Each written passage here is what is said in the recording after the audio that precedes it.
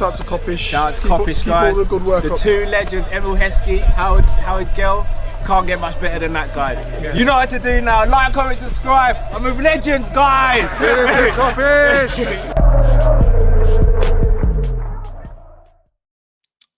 Yes, people, welcome back to Team Kopish. You know what time it is. It's your boy Malap, Matt and Drift. We are in the building. I believe Callum will be joining us later on as well, people. So you should have a full house tonight. So yeah, man, big up the chat as well, each and every. Smash the like button if you haven't already. And make sure you subscribe if you haven't already. It's Team Kopish. You know what time it is. It's the Monday night show, people. But first and foremost, though, Drift, how you been, bro?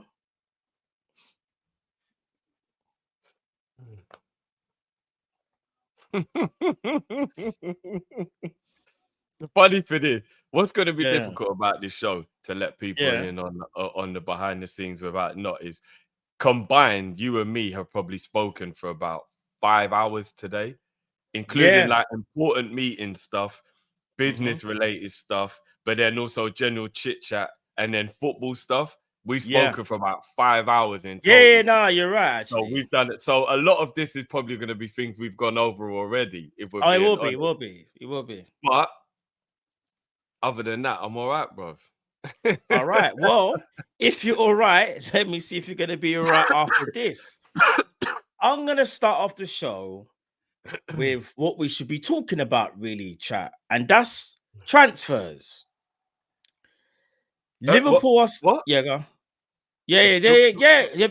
Apparently, it's where you either sign a player or you sell a player. Apparently, that's how they work. Because I was going to say, I don't know what a transfer is. So if you could just elaborate on that for me, Chris. Yeah, so basically what it is a team identifies a player who they would like to bring in to their squad who they think will enhance the team that they have. Kind of like what you do with friends or girlfriends. Normally, each team from the Premier League will assess their squad and make the changes. If memory serves me correct, Drift, the world of football will tell you I don't think there's a team that normally doesn't make any signings whatsoever and will because they feel like they can always improve. Make of that what you will, mate. Oh, so if memory serves me correct, because I'm new at this, Liverpool are about to do something no one's ever done before then. I believe so, because what's so funny is that even when we won the Champions League, Liverpool still made 3 signings. They were Adrian, Sepp Vandenberg, and Harvey Elliott. One of the most quietest windows in LFC's history. And they're about to do even worse. It's about to be even more quiet. We now have entered the summer 2024 transfer window. Liverpool have been window shopping. FSG have given us the headlines of we will only improve the squad if we feel like the player is going to take us to the next level. So we're Emily Blunt then. We're in the quiet place. All right, I'm up to speed. Basically, yeah. Shout out to those if you haven't seen A Quiet Place, you need to go watch that film. That film is sick. Yeah, Quiet Place 1, Quiet Place 2. Even the new Quiet Place, there's A Quiet Place Day 1. I haven't seen that one, but 1 and 2 are cold though. 1 and 2 are cold. Quiet Place Day 1.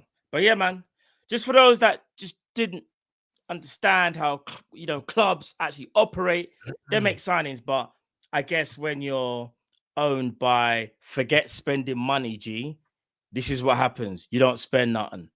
But yeah, it's mad. But yeah, let's get into it. We're gonna speak about yeah. We're ready. Are you ready? What's going on, bro? I heard your little dialogue. I don't think you're not gonna like me tonight. No, bro. Why are you saying that? Do you want to go straight into it? Yeah, go ahead, because I'm about to get to the topic. But you can elaborate on what I said if you want to. All right, I want you to hear me out here. Yeah, go on. Fully hear me out before you go off on one, which I think you probably both will. Apart from Zubimendi, who can we go and get that improves us drastically in the DM position to what Slot wants. Did you just clear your throat? Did he just clear his throat? Yeah. Wait there. Your question whether you think Zubimendi is the only needle mover in the market. Yeah. Shall I read off names or just? Yeah, go on. Is Edison good enough to think for Liverpool?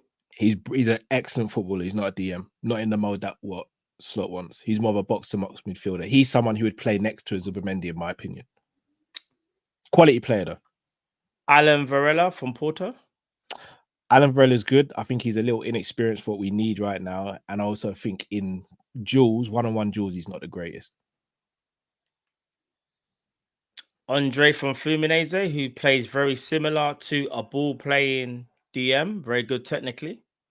Again, I think he's more of a box-to-box. I don't know if he'd do what's required of Slot. I think we're thinking about what Klopp would have wanted from a DM as opposed to what Slot wants from a DM, in my opinion. Adam Wharton. You guys know how much I rate Adam Wharton, but is he ready yet? He's not played any European football. He's not played a full season of professional football in the Premier League. Is he that guy? We've made a few mistakes going in early on players. And it's not worked out. Do we run that risk now? And he's going to cost well in excess of £80 million probably. What about someone who we maybe should have got before he went to PSG? What about João Neves? We can't get him. He's gone to PSG, he said. What about João Gomez? Is that Wolves? Wolves, no, it doesn't really move me. And I don't think he moves anyone in the fan base, really. He's a good player, though. Okay, what about, I can't believe I'm saying this, what about a stopgap? What about Gundogan, who is literally leaving Barcelona? Do we think that's someone that we should be going in for? Can he play with his back to goal? I know, but I'm just saying, but yeah, can he play with his back to goal? Is he good enough? Of course he can. So is that an opportunistic signing for you? Opportunistic? For me, it would, but the club would never do that. And I think Gundogan wants to go back to Man City. Well, I think they're the only team, as far as I'm aware, that's really kind of gone back in for a minute. Yeah. Plus, do we want another stopgap? We're in this position now because we've got a stopgap. That's true, but it's an incredible one at that. Here's the thing: I reckon if Thiago was fit, Thiago would definitely be looked at in that role, in the pivot. Whether he would have been the deep line, the deepest pause, or whether he would have played next to the guy that's the deepest, I don't know. But he definitely would have been there if he wasn't obviously injury prone. What other names are there? I've given you quite a few names, but you've literally batted away every single name. But that means you're trying to tell me that Zubimendi is better than every single person that I've named on that list. Yeah, he is. What makes you think that Zubimendi is better than every single player on that list? Because he's a better footballer. He's better than all of them in terms of what we'd need. He's a better passer of the ball. He's got better awareness. I think he's more press resistant. Manu Kone, big at the chat. Big at the chat. They're saying Manu Kone, Conrad Lima. Kone I can get on board with. Lima was brilliant. Underrated, you know. He's underrated. Yeah, no, he was brilliant at RB, but he's failed to impress at Bayern Munich for me. But he was played at right back quite a bit at Bayern Munich, so he's a bit of a tricky one for me to say. Kone, everyone knows Kone is my guy, isn't it? But injury record and disciplinary record as well. Yeah.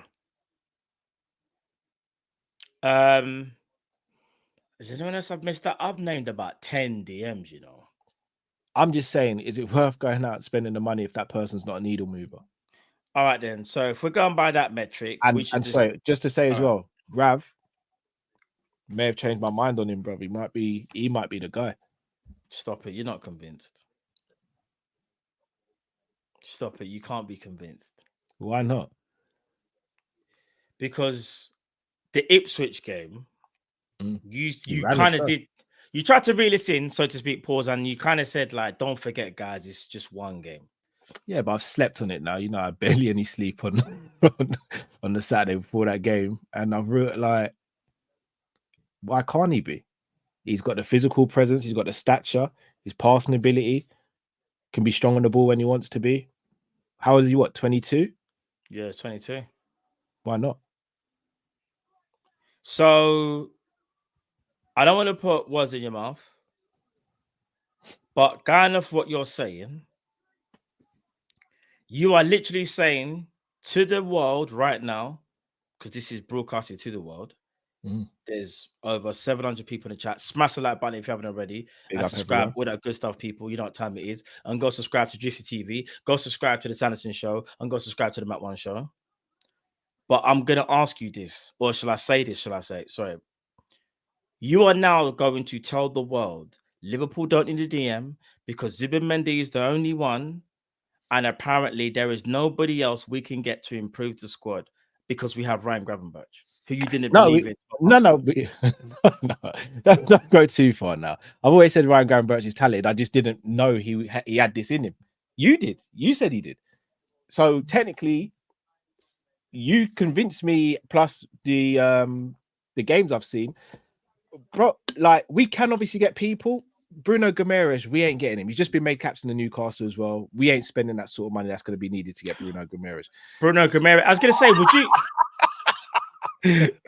No, can't come back to the motherland, no. He didn't even name a country. You know, he said the continent. He didn't say you can't come Nigeria. He didn't say you can't come Kenya. He said you can't come Africa, bro. He said, "You remember that? You just ban That anniversary trip to Egypt, cancel it." Just ban. Master, you just ban, you know. Can I say something? Yeah, go ahead. It's bloody tough being a top red. I don't know how they do it.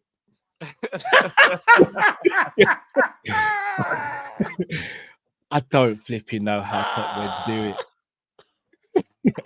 What was that? 7 minutes? That was one of the hardest 7 minutes I've done on a stream before. I'm not gonna lie. I thought you. What did I say to you guys if I jumped in? Just for transparency. Yeah. You said you're gonna troll. And I thought we did a pretty good job actually. To be being fair. a top red is tough. I admire those people, bro. No, I admire those people. I've never seen someone do a night shift and then go straight into a 9 to 5. That's what top reds effectively do. And they're the most happy person in the room as well. Got to rate it, man. Got to bloody rate it. So, there's only one part of what you said that I don't think was top red. What's that? Gravenberch is capable. Yeah, I agree. I don't think that's a top red comment in my opinion. That's not a top red comment. Shout out the members because we got a video that we did on it today that's dropping today. Yeah. Okay. All right, I'll leave it then. I've done enough damage. All right. So let me stop you right there. This started as fun. I don't want it to turn into. No. But we're now gonna get into that. We're gonna get into it now. Cool. We're gonna get into it. Remember, you lot are giving me the keys today. You know what happens when I got the keys? All hell breaks loose. Gravenberch. Man's got the guns out and everything. You know what time it is. Gravenberch was signed 12 months ago, yeah? Now, to your credit, Cal, you never said he was a bad player. You just felt the profile of player was wrong. Because I remember, me and Jay Funny I spoke about today, spoiler alert, that when we signed Gravenberch, we wanted him anyway regardless. It was up to Klopp to fit him in somewhere. But you thought at the time we've got too many people that wanted to play left side of day, innit? Because I remember you saying like Gravenberch, you got Jones, there was someone else, Thiago, flipping. There was someone else there as well. Actually. McAllister. It's like how many people want to play left side of day? But now Gravenberch has been given a specified role where he's not a maverick player anymore, where he just tries to make things happen. So one of the comments just took I know. I see. Now, now. He's been given a specific role and an important role. Do you not think he can make massive improvements? He might not be the number 6 because when we say 6, I think people automatically think, is he going to be as good as Rodri? Can we compare him to Rodri? Because that's the bar that has been set for my rivals, right?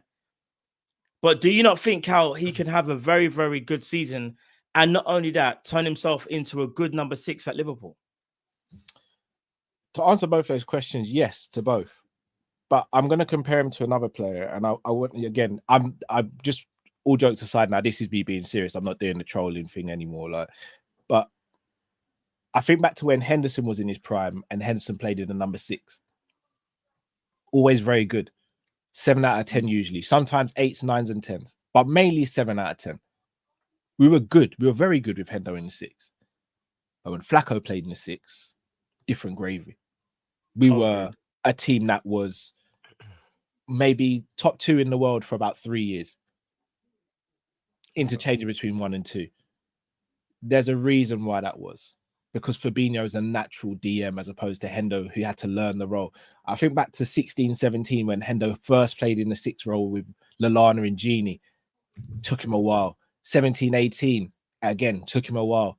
Then 18-19, Flacco came in, and we went from being a top 4 team to a team that's finishing with 90+ points, chasing down Man City. Then we went on another level and said, right, Man City will up what you did last season, and we're going to wipe you with the floor. And then Fabinho was so good the season after, even though the rest of the team bottled because of injuries, etc. He went centre back, then went back into a pivot with Thiago, and we got top 4. Then the season after that, in the quad chasing season, he was immense again. Fell off towards the end of the season because of injury. That wouldn't have happened with Henderson in the 6. We needed Henderson in his best position, just like we need Grav in his best position. I'm sick of doing this square pegs in round hole nonsense. Gravenberch was not bought to be a number 6 at Liverpool. He can play in the pivot. Probably his best position is in the pivot. I'd argue still say his best position is the number 10. I think he would absolutely cook in the number 10 position, but there's a lot of competition there as well. I don't want to do this whole, let's stunt Gravenberch's growth as a box-to-box or a number 8 because we've got to fill him in as a number 6. I'm sick of doing that to players now. Let these players go out and thrive and prove themselves as to what they are and who they are. We don't have an 8 anymore. That's a fair comment to say. So let me ask. All right, that's fair to say. So Drift, I'll ask you this question then. From hearing what Cal said, Cal obviously reckons that Gravenberch potentially might be better in the 10 or even the 8. Now, if I'm not mistaken, when he was at Ajax, like what Cal said, obviously he played in the pivot. So it remains to be seen where his best position is at the moment, right? But you've got to think to yourself, since he's been at Bayern Munich and his first stint at Liverpool, he kind of didn't have a defined role, or he just didn't really find himself. A manager now has trusted him with the keys, so to speak, because he's now part of that build-up play where it's very integral to how we want to play. And arguably, he has the best attributes in the squad to do that. You got to be fleet-footed. You got to be agile. You got to have awareness. You got to be tactically, on point. So even though I hear what Cal's saying, do you agree with Cal, or do you think, how do we not know that Gravenberch's best position isn't a 6? Because since he's been at Ajax, he hasn't had a defined role. Could this be his defined role? Yeah, I mean, that's where I do slightly disagree with Cal, because I think if you're playing 4-3-3, get in a fight. Yes, sir. You naturally play in the 8. In a 4-3-3, you would naturally play him in the 8 because he's not a lone 6. And I think everybody knows that is what you call a very, very specific role in a team. So you'd play him in an 8 then, definitely. But I naturally think a pivot is where he's best. If I look at the best work he did at Ajax that made him have a name for himself, and you and me, Matt, was talking about it before, and we questioned whether he was a wonder kid. And yes, he was. Because he was 17, 18, 19 years old and had all the top teams around the world thinking, we need this kid. And that's why he got to move to Bayern Munich at 20 years old. So he was a wonder kid. And I think a lot of people forget that because he's at Liverpool now and the Bayern Munich stint didn't go well, people really do. This is the only thing in football I hate, is that like recency bias really controls people's narratives and feelings about what things are. Gravenberch, 2 years ago, before he went to Bayern Munich, was a player that we sat on this show and spoke about, and we thought it was a pipe dream. We actually thought it was one of those things where we're being too ambitious to believe that Liverpool would be capable of convincing and pulling out whatever it took to sign a player like Gravenberch. And Gravenberch was actually one of the players. If I had the time, I would go back and find shows where we spoke about him and bring it up and laugh at the fact he's a Liverpool player now and how we were speaking about him like he was someone we would never get. So I really think it's easy to forget just how super talented Gravenberch actually is. And if he made his name in a pivot, I think that's his best role. I do. Like, if that's where he made his name, I'm not saying he can't play anywhere else, but surely that's where he's best at, if that's where he made a name for himself. Go on, Carl. So if you're both saying this, then why do you want us to sign a 6 then? Because I mean, we're going to be giving away maybe too much. Yeah, I was going to say, just say what you need to say, basically. Without, I'll say 2 things. Yeah. Why wouldn't you improve if you can? And rotation and squad depth is how you secure victories. But I'm not even trying to draw you out here, Drift. You want to keep Endo. We've got Grav. No. I'm not bothered about Endo staying if we go out and buy a proper DM. That's with no disrespect to Endo. But if we buy a proper DM, then I'll totally understand Endo going West Ham or Monaco or whichever teams have wanted him or Fulham. So you're I'll be totally cool with that. So then you guys would be all right with Grav being demoted from being a starter then? No, so he doesn't have to be demoted. It's rotation, and there's other people who can be demoted as well. So let me get involved in this. So Cal, I see what you're saying, but what we're saying is this: we go and get a 6, yeah, which is what I still want us to do. Gravenberch is learning on the job, so for you to put all the emphasis on Gravenberch, and I say you, I mean the club, that is too much. Yeah, that's too much pressure, bro. Because if Gravenberch gets tired, picks up an injury, there's no fullback plan as things stand. Doesn't seem like he trusts anybody else in that role. That's why I still feel like it's imperative we get a 6. Because if we did, let's say we got Zubimendi, bro. Do you know what we could have done? Zubimendi could have been the number 6. Gravenberch plays next to him in the pivot. McAllister, like you guys are saying, could be in the 10, or not even that, rotation. Because I think there's this thing of, well, we've got all these players, how are they all going to play? But Kyle, you've been a big advocate for this for like 4 or 5 years now, since I've known you. You've always said squad depth is important. By getting in a number 6, bro, you take away that pressure of one person. Because here's the thing. I genuinely feel like Liverpool think Gravenberch could be a long-term successor in the number 6. And he very well could be. But he's still learning. And not only that, he's going to have his ups and downs. Not only that, he's going to get tired. He's going to get injured. Who are you going to replace him with? What, the guy that you don't want anymore? Endo? That's why I feel like we definitely still need the number 6. And I'm sure, Drift, you probably feel the same way about it. Yeah. So, all right. So, can I ask a question, guys? Do you know? In fact, I won't ask a question. I'll make a statement. Do you know what worries me with Grav in the 6? You go. That Grav's gonna have some good games, and then when we come up against a tough opposition, and he starts getting beat with duels, and he starts getting run past in midfield and stuff like that, the fan base is gonna turn on him. I hear that as well, and not act like it's the club's fault as opposed to the players' fault, because we've seen. I mean, that's not a guarantee that would happen, but I get what you mean. No, I think Carl's right. If that, he's not saying it's going to happen, but no, I'm saying it would happen. Not because Grav's crap, far from it. He's just not natural to him. Drift, if you throw me in goal, I'll make some good saves. But over the course of a season, I'm going to make some errors where you're like, what the F is Cal doing? I'm making no saves. We've seen it. Football Banter Show. But you get what I mean. It's not natural. No, but I think that what you're saying makes sense from a point of view of you're using an educated guess on what would happen. But if he's got somebody next to him who's also switched on between the two of them, because remember, in a pivot, you're not by yourself. No, you're right. So last season, McAllister showed that he's got like something about him, but he was on his own. So if you put him and Gravenberch together, all of a sudden they're doing, one of them can do the work the other one can't, and vice versa, and then they're helping each other. But neither of them's first thought is defense. Their first thought isn't defense. And again, I get someone like Caicedo, for example. Caicedo's suffering about McAllister right now because Caicedo on the ball is very average, and going forward, there's not much to his game. Yeah. In the same way, I think McAllister struggled last season going backwards without someone like a Caicedo who would mop up, do the dirty work, and give the ball to McAllister. McAllister thrives, Gravenberch thrives, Jones thrives. All these players thrive when someone comes in, when their first thought is, there's a run over there. He looks like he's in a position where he could make something happen. Let me just step myself over here and just block this avenue. Would Zubimendi have done that though? That's what I was going to ask. Do you think he would have done that? Do you think he's like that? Okay, it's natural to him. It's natural to him. You see. I don't think it's as natural as what you want it to be, though. It is. It's not like Flacco natural. No, it is. He's just not as good at crunching a man. But when it comes to finding reading the game and stuff, reading the game, I don't think it's as good as that. I don't think it's as good as you think it is. Not to the Flacco level. But maybe not peak Flacco. But peak Flacco was the best in the world.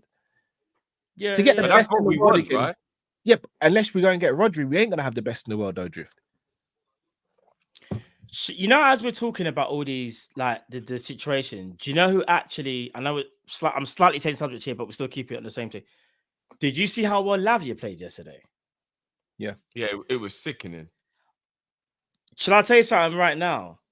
Because he got injured, everyone kind of forgot about him, and people were laughing at him. Some Liverpool fans were a little bit harsh with him, laughing, said, "Oh, we're not laughing," but they were saying that's a good thing we didn't sign him. And I was like, "Yeah, maybe, but listen, hopefully he does get healthy because you don't want to see players injured." One thing I would say about Lavia was so good yesterday, even though Chelsea did lose. Caicedo looked like he didn't know what to do because they had, in my opinion, Lavia was able to stamp a bit more authority on that game. Caicedo didn't know what to do, and now did Enzo. I am not joking. Lavia looked the best midfielder out of them 200 million players that he was playing next to. I'm not gonna have much credibility. I'm not gonna have much credibility saying this because I did the whole stream at 2 a.m. when we got. But you do remember what I was saying about Caicedo before we even bid and went in for him. Yeah, I did say he was suspect on the ball, and to this day, I know it's going to sound really salty. As much of a very good player I think he is, he has to play in a pivot. He cannot play as a lone six. You're right. Just can't I do actually agree with that. Still a sick player. He's not good enough on the ball to play lone six. Lavia, I actually think can do it though. Well, Lavia looked better than Enzo and Caicedo yesterday and cost a fraction of what they cost. So that kind of says about Chelsea what all needs to be said, isn't it? I'll be real. Not a fraction. They still pay 67 mil for Lavia, you know. They didn't pay not 67 no, mil. They paid hold on. Something. Guys, they paid 67 mil for him. No, I think about 55. Remember, we put a bid in for 60. And that would still be half. Hold on, let me. They paid six. Let me Lavia to Chelsea. Even if it was 60, but my argument is this though: they got their DM. In fact, they kind of got two DMs. 58 mil. Basically 60 mil. That's a lot. It's not cheap. No. I know. But what I'm gonna say though is this though: I see now why Liverpool were trying to get him before Caicedo. I see it. The one variation with us getting Caicedo and Chelsea getting Caicedo would have been next to McAllister again. Yeah, it would have been the whole Brighton. We saw the damage they did. We can do the shameless stuff like I always do, but when Caicedo and McAllister played next to each other, everyone in the world was going, oh, these two in a partnership's a bit of a madness. No, that's true. That's true. They were locking teams up at that. Could you imagine Lavia and McAllister or Lavia and Gravenberch? And then McAllister in there as well. And again, I don't want to do this because we didn't sign the player. People will laugh at Retete, but the show goes on. But just going back to your point, Carl, like you're saying about the defensive work, you have got a point. Gravenberch isn't switched on like that. I remember, I think Slot even said after the game, he's learning. And like you said, if someone's learning, they are going to make mistakes. It's only natural. We can only hope that we can support Grav when he does have those difficult games because it will happen. Not every game he's going to be lauded for. There are going to be games where we look at him and go, bro, he had a real bad game. But we have to stick beside him. Kind of like what the fan base done with Kwanzaa. Kwanzaa made a mistake last season against Man United, yeah? I don't remember people heckling Kwanzaa and saying, Kwanzaa's like, he's not good enough. People were like, he's young, you're going to make a mistake. I just ripped the Band-Aid off though, Matt. Kwanzaa didn't cost the club anything in these scouts. He's always going to get more favoritism than a Gravenberch. That's true. He's always going to get more leeway than a Gravenberch because he's scouts, came through the academy, didn't cost a penny to the club. So him making a mistake and Gravenberch making a mistake is going to be seen as two completely different things. They're both Liverpool players, both loved by the fan base, but it's a different type of love for Kwanzaa. So he will get away with stuff naturally that Grav might not get away with. And by you saying that, you're basically saying is FSG, forget spending G, have they put Grav in the firing line by not allowing Arnie Slot to strengthen the squad. I was going to say they put Slot in the firing line. Yeah. Because Slot's then had to think on his feet and think on his toes. One thing I will say about Slot, he doesn't seem like a man who's really waiting around for people to learn stuff. So, I mean, we talk about the fan base turn. I won't go as far as saying Slot will turn on Gravenberch, But if he sees a few games where Grav's not up to it, Grav's going to get hooked. It's not because he don't rate him. He obviously rates him, but he's here to win. Like, he's not, I don't think he's on this development thing.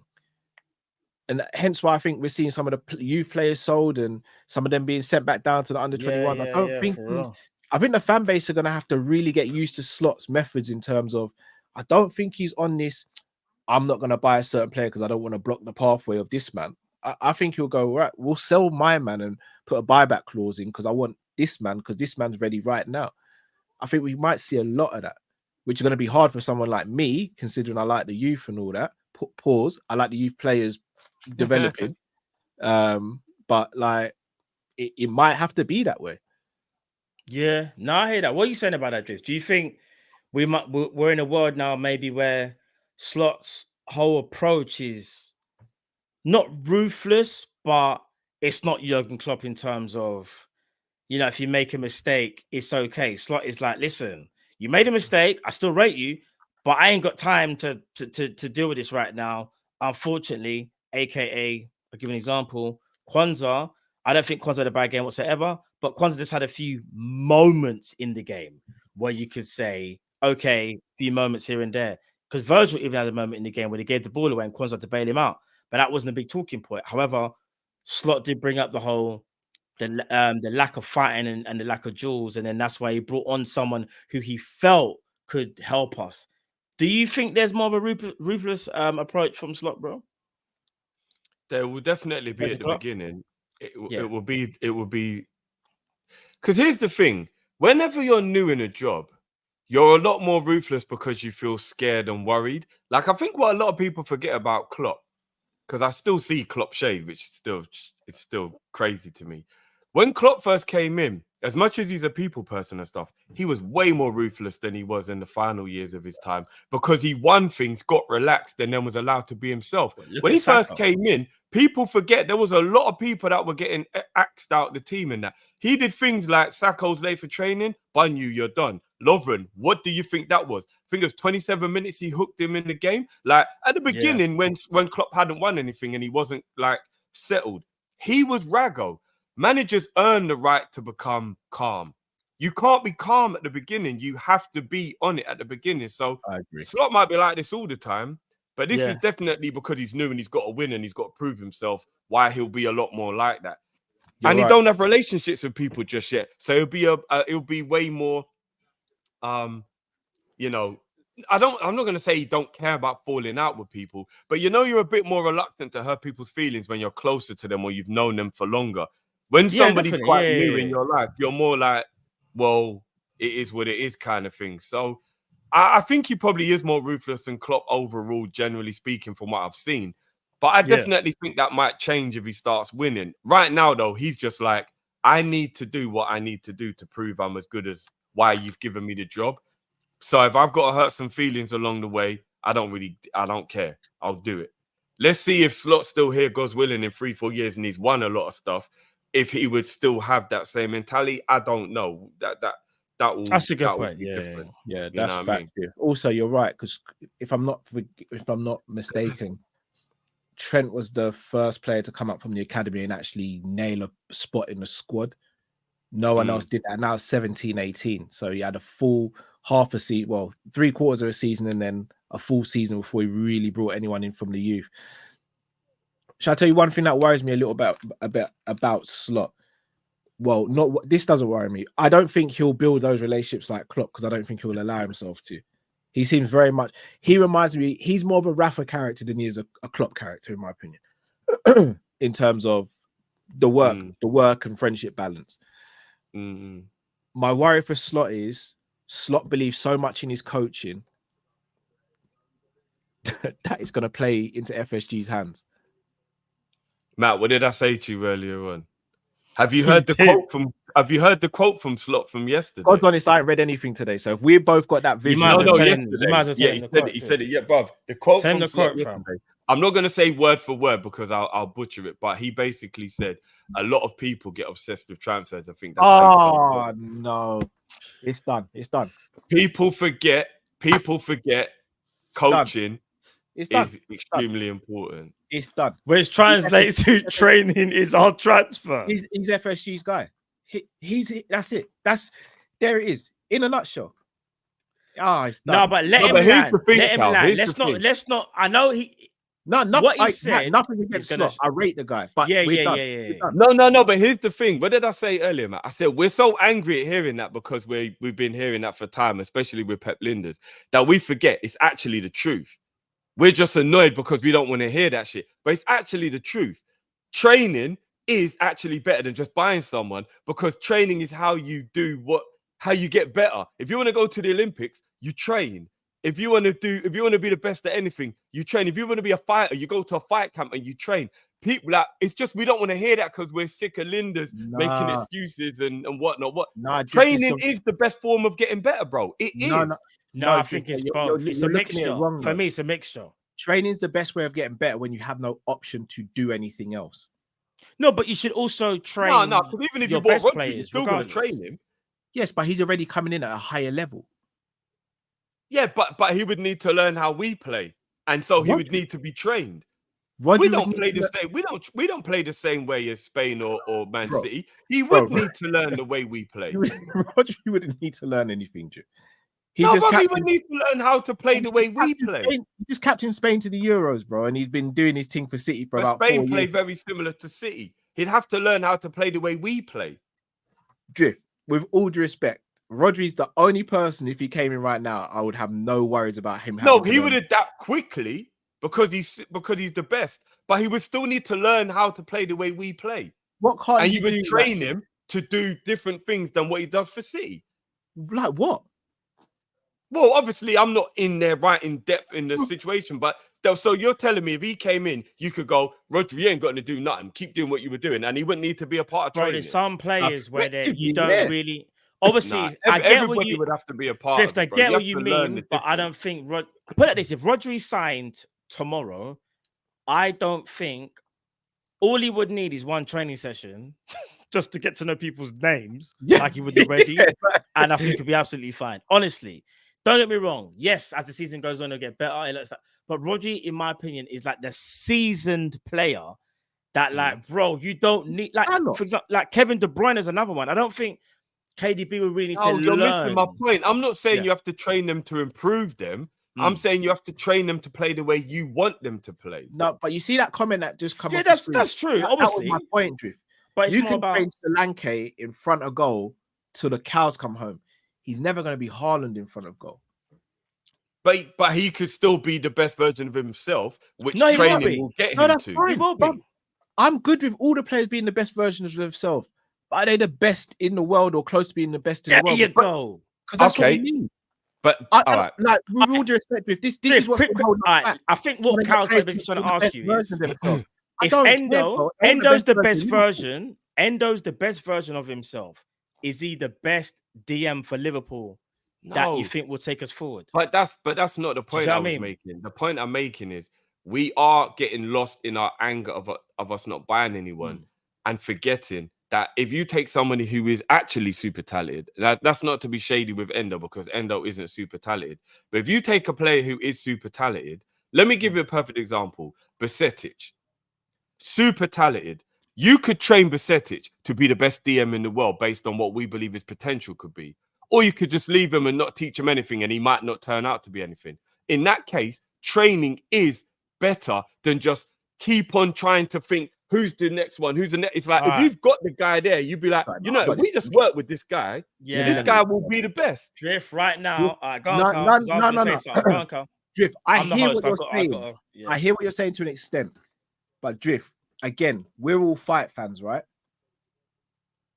Yeah. We all know Daniel Cormier is one of the best to do it, innit? Yeah, facts. Do you know what Daniel Cormier said? Without Cain Velasquez in the room, I would have been nothing. You know why, bro? Because iron sharpens iron.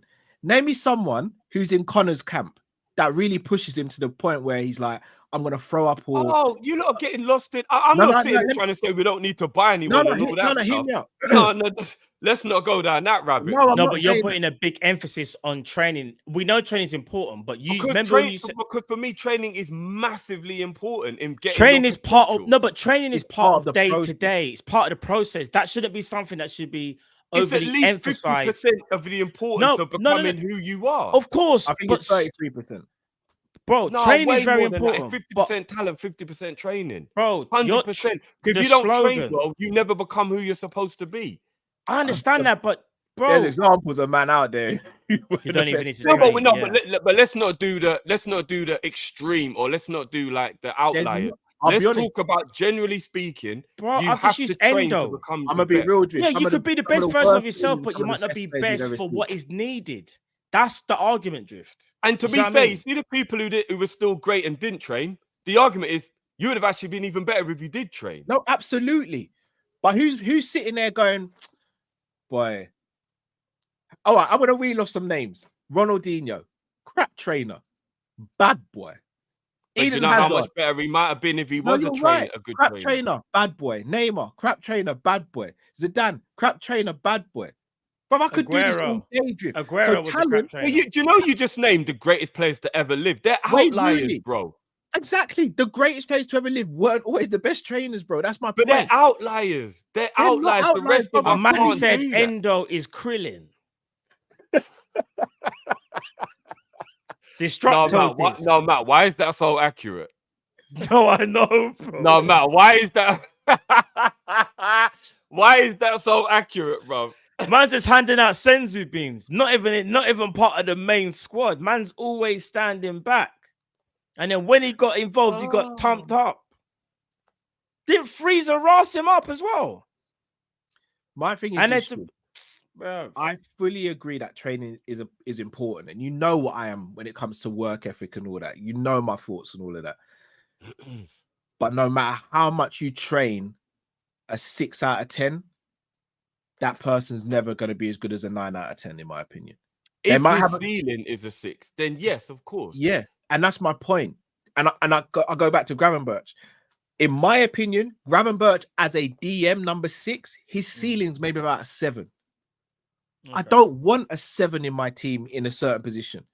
If they're going to be a regular starter, I want 8s, 9s, and 10s, because he might be able to surpass your expectations. He might do that, but I agree with you. But Drift agrees with you. Sorry to cut in, but Drift kind of agrees with you as well. Because what Drift's saying is, and he's saying what I'm saying, we've got no problems with Gravenberch learning the role. We still even want the DM, Cal. Drift's not saying he still doesn't want to get a DM. And I'm also going to say as well, in regards to the training transfer thing, what Drift's saying, I agree. Training is important.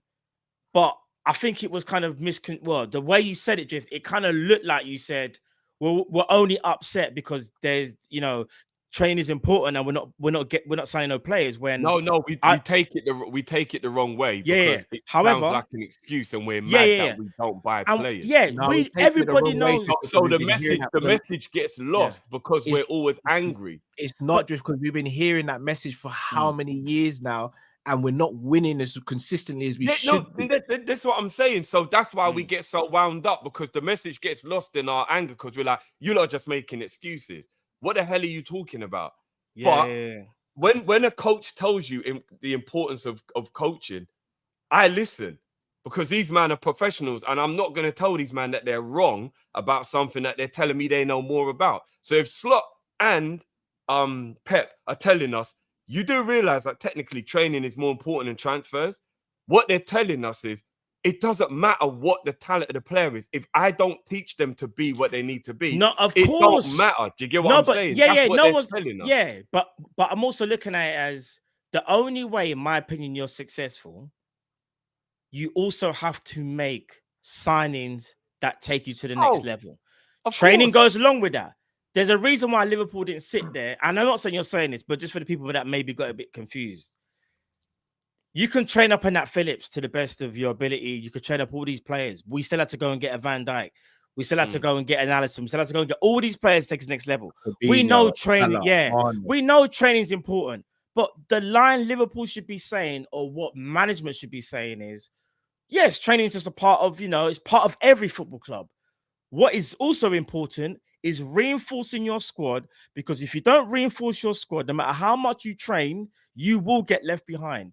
Because every single year, people are adding more and more quality through their front door. And not only are they adding, like you're saying, Drift, they're training them up as well, just to add to it. So Liverpool can't sit there and think, because there's this PR line. I don't know if you guys have seen it. Liverpool believe the players that they have in their squad is not as bad as what people think. I'm sorry, what? Why are you even saying that anyway?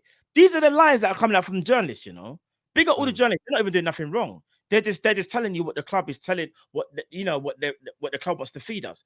But we are not buying none of that. I don't care how good this squad is. They are very good. They are very, very good.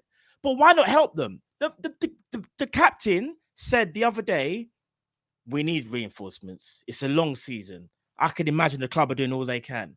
This is big bad Virgil, who's won Premier League, Champions League, Super Cup, FA Cup, everything. Ballon d'Or. Yeah, this brother is one of the best ever. He knows. Slot knows. And what it is, I'll be real, Slot don't want to do nothing mad because he's just land. He don't want to do nothing mad. So it's understandable. But there's a reason why Slot said to Richard Hughes, we need to go and get a DM.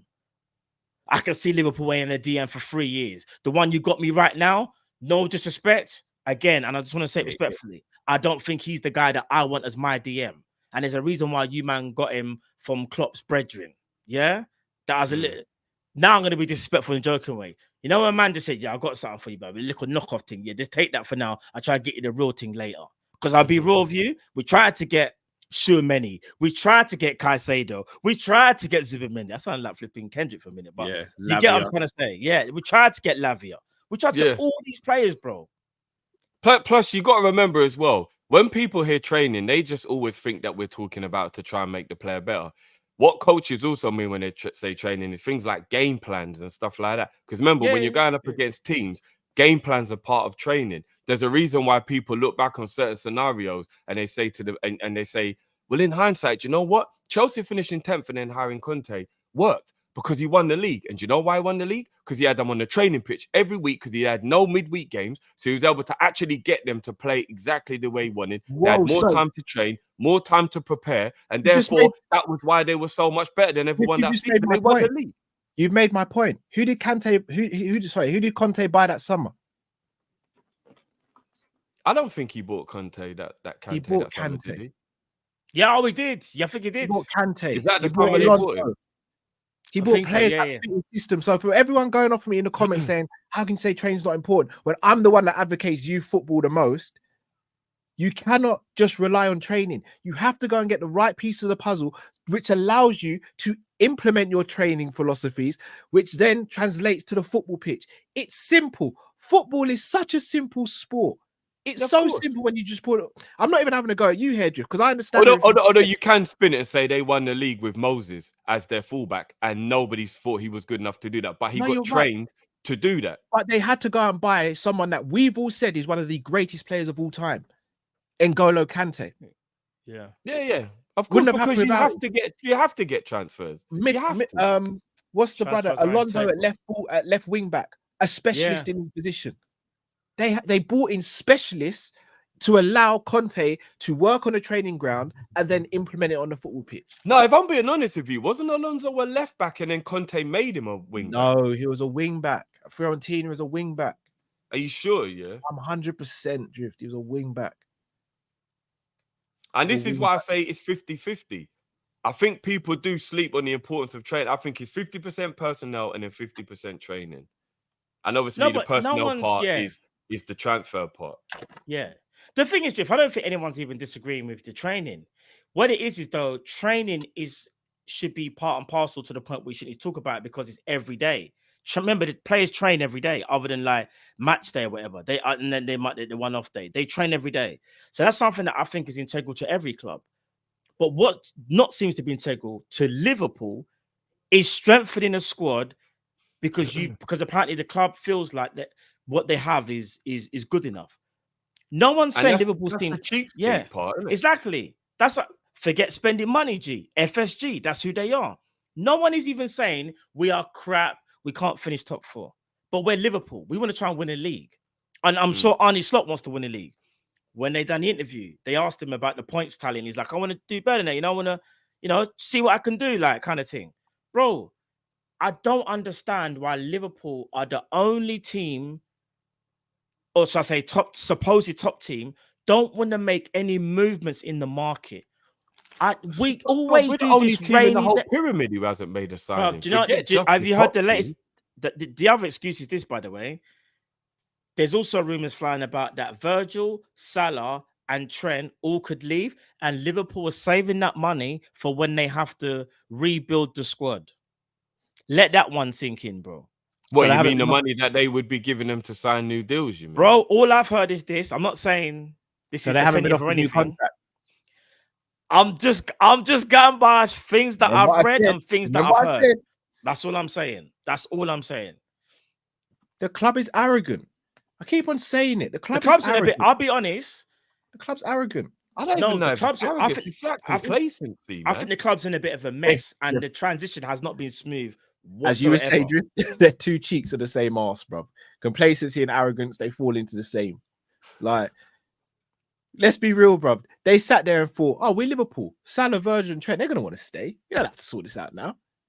We'll let their contract run down and sign them as late as possible so we save a bit of money. We need to. Do you know what it is? I'm not trying to do the scaremonger thing because I know I probably have just done that. But what I'm trying to say is, don't think that that's not something that could actually happen, and don't think it's something that would just never happen.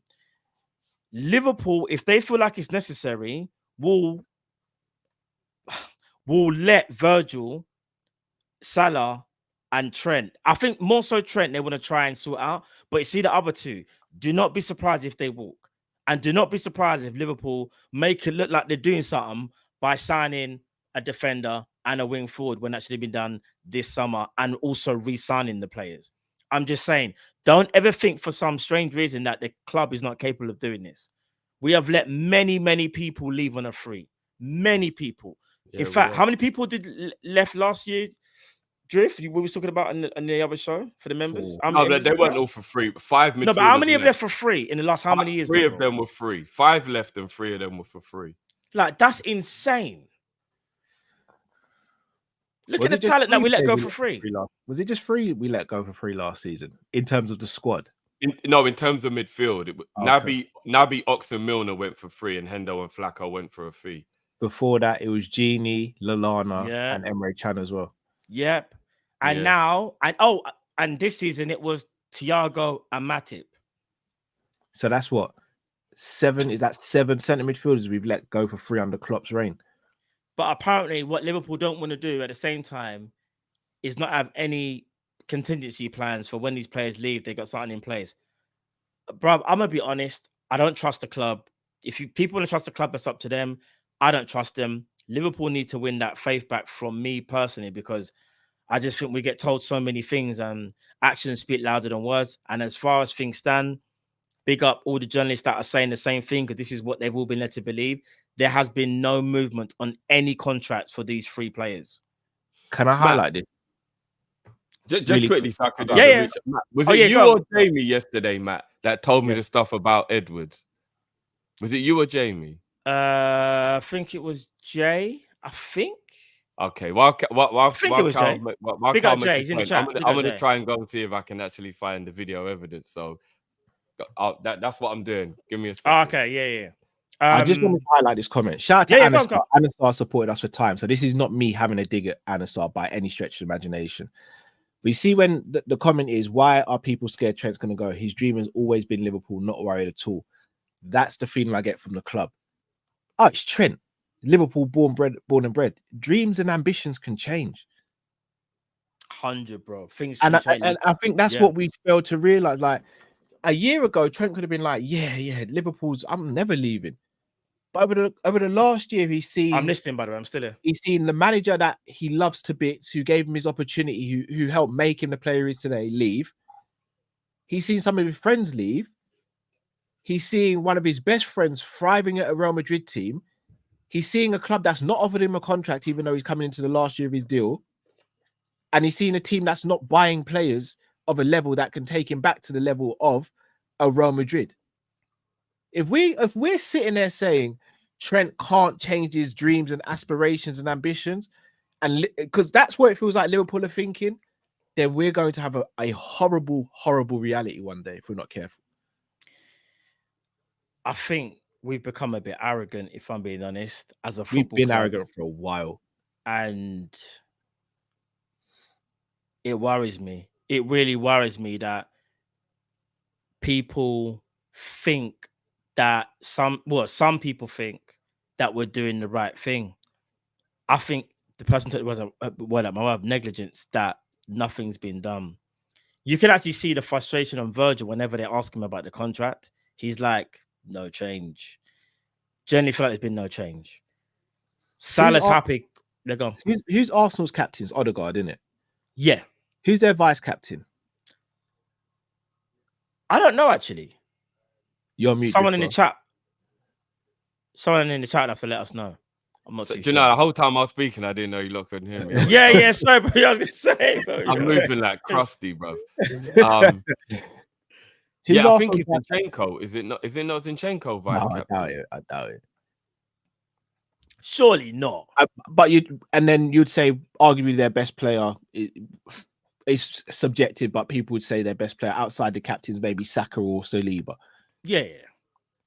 Can you imagine a world where Arsenal would let their 3 contracts go into the last year? Because I can't. No, I can because they've been in the mud, but I don't know if the new regime is not under this current. Not under this current. No, I don't think they would. Because imagine Man City letting who's their captain? Kevin, Rodri, and let's say Haaland going to the last year of their contract. If they're all in there. Kevin's in the last year of his contract. No, but Kevin's old now, isn't he? This is probably his last season. I mean, but he's still in his last year. But not when Kevin was Kevin. But you know what? I'll say this, technically comparable to VVD. They are the same age. We could change it, not use Kevin. VVD have been picking up injuries as long as Kevin has. But I wouldn't say Kevin's part of the spine they're both anymore. 33 though, so they are technically. Kevin's not part of the spine. The best way to do it would be Foden, aka Trent. No, Kevin is part of the spine. Come on, he is. No, you're gonna call me a madman. He's more Kevin of a luxury player now. Is all worldly, but they proved he's not part of that spine anymore because they could actually still win comfortably without him. He just adds to them. Yeah, but he's still their most important player over the last 5 to 10 Bro, years. No. It's not about what he's done recent, what he's done like previously. I'm talking about right now. Oh, yeah, right now, Walker's Rodri is more important than KDB. They can win without KDB. Yeah, at this moment in time, but I still think it's very comparable that they're both 33. No, but I'm just trying to do like a comparison for like. All that's comparable is the age drift. We can't win anything without Virgil. We can't. But to be fair, they couldn't have won the treble without De Bruyne, and that was only 12 months ago. That's my point. Yeah, so he's still vitally important. No. Kevin, you say they won it with De Bruyne? Do you say the treble? Yeah, he's the reason they won the treble. No, but he's the one who was. But I still feel like won the league last season without him. Maybe not a treble, Jiff. Maybe not a treble, but they can still win without him. But you see the difference of their season. A season with De Bruyne, they win everything. A season take out Rodri, they can't win a game. Win a game or win a treble. And there is an argument to say, as much as I do believe that you lot are right, that it's time to move on from him. Him coming back into the team, Newcastle and certain performances or whatever, he actually did contribute towards the end as well. So I'm just saying. No, I'm not diminishing KDB. It's like, I'm not diminishing. Drift, where would we be in last season if Virgil was out for 5 months? Fuck knows. All right, then. Man City were without Kevin. But that doesn't take away Kevin's importance. I'm not saying that. I'm just saying. I'm not saying that, but Virgil is more important to us than KDB is to Man City. Way more. Yeah, but I still think the contract situation can be seen as similar. Same age, very important, legends of the club.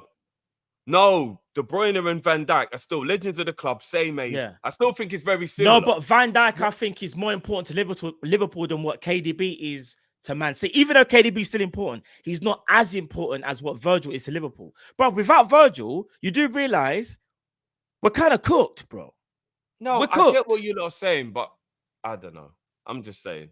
I still think it. Imagine KDB's not there, bro. Even if KDB's not there, they might not win a treble, but they can still win a title. They can still win trophies. I don't know if they would have won the league if he didn't come back from injury, though, if I'm being totally honest. Bro, they won a title without KDB, though, in the past. Remember when KDB... But that was like Superman City, like about 5 or 6 years ago. All right, then. But since then, Rodri's now become their most important player. That's my argument, like how VVD is for us. No, I think Alisson's our most important player, but I get your point. Kelleher, even though he's not Alisson, I think we can cope. There'll be a massive hit, but we can cope.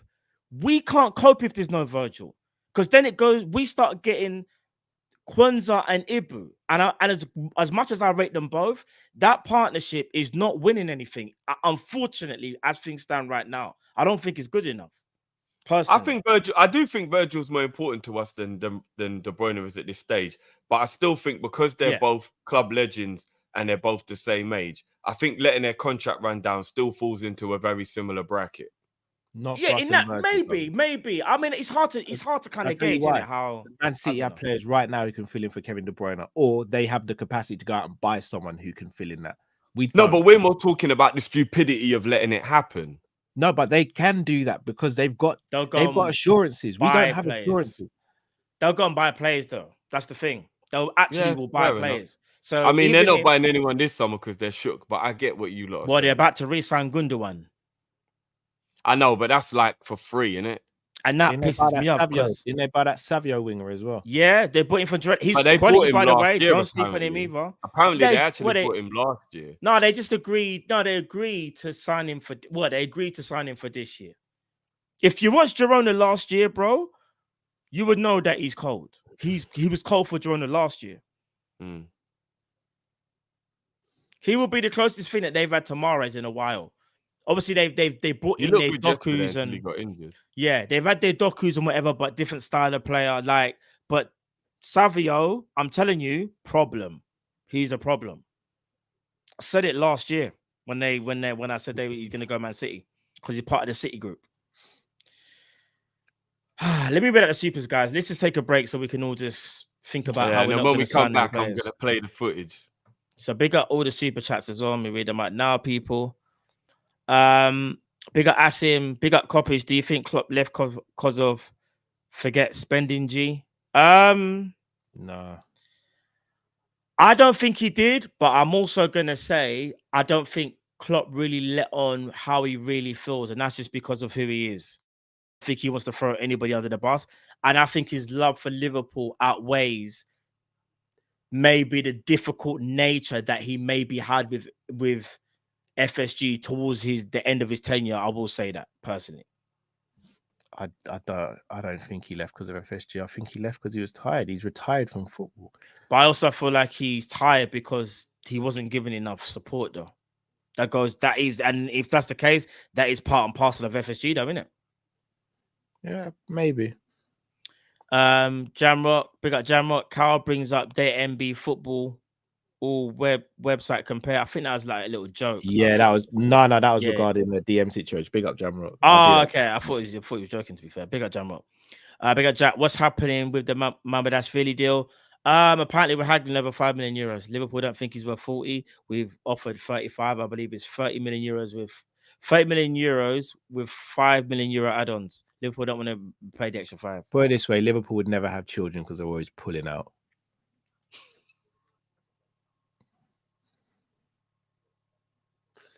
That one got me still. Mush 789. DMs that we passed up with too many pursuit failed. Basuma, Lima, Rice, Caicedo, Lavia, Paulinho, Ugarte, Alvarez, former Ajax is now at West Ham. It's crazy how many options that we passed on. Yeah, they were all apparently, they weren't, no. Only Shuameni out of all of them was a needle. Oh, and Lavia, because we did try and go for Lavia. Caicedo, that was just us trying to be cheeky at the end. I'll be real with you. Crazy though, isn't it? Big up Jamrock again. Team Kopish, Jamaica just traded the rights to Callum Sanderson as a Jamaican descendant for 2 bags of chips and a donut. I'm also laughing at Saint's comment. All right, big up Saint. Is Saint in the building? Big up Saint, man. Big up Saint. What's going on, family? Based on what I said, he said so the opposite of you then, Cal. Big up Saint. Hope you and the family will bless, bro. You know the one's there, bro. Come on. I don't even pull out his drive.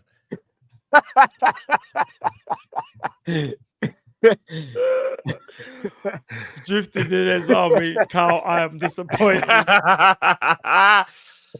Lakers 91. Carl's cars don't even have reverse.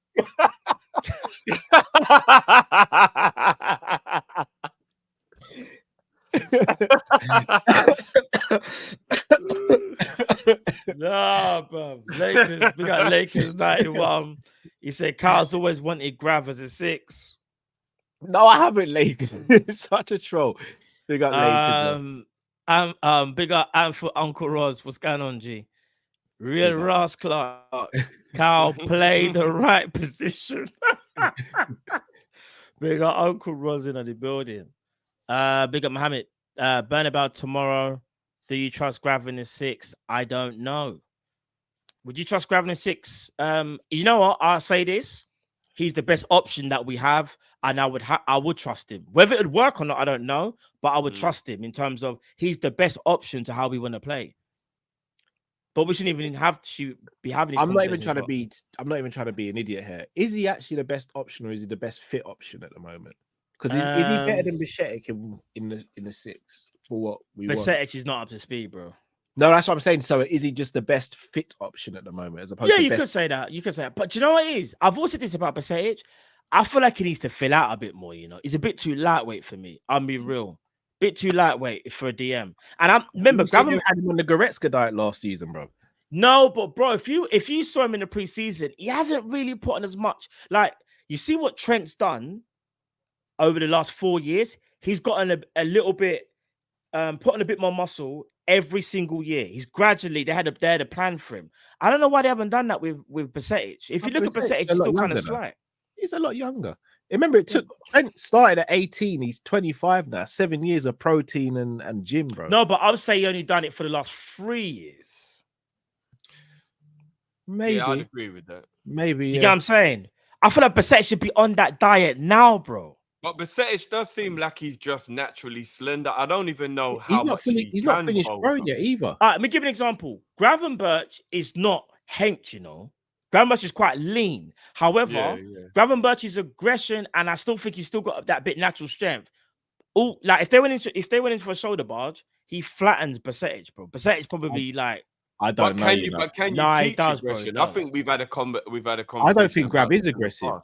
No, but against Ipswich, Grav had to be aggressive. They kind of brought it out of him, if I'm being honest. Pause. I don't think he had to be aggressive. I think he navigated that through intelligence. I don't think he was a brute in that game. Bro, Gravenberch, if you watch him, he must have made about 3 tackles that were like he had to be aggressive. He was actually going. You see, that normally would be like, oh, Grav, man, he kind of done that Daniel Sturridge. Big up Daniel Sturridge, by the way. I don't want him to take offense. Love these Sturridge, but you know, like these Sturridge would even tell us, yeah, like maybe he's doing the whole like looking like he's gonna do something, but he's not really doing that with a slide challenge or like with the tackles. But yeah, man, I think Gravenberch is. Matt, do you remember as a forward player, yeah? Do you remember how fun it used to feel to just fly into a slide tackle for no reason? Do you remember that? I remember like randomly sometimes I would just slide because you weren't known for doing something like that, innit? Yeah, because even back in the days when I get away with it. That's why. Yeah, no, we actually could. Yeah, I'd have left one of you guys if you did that to me.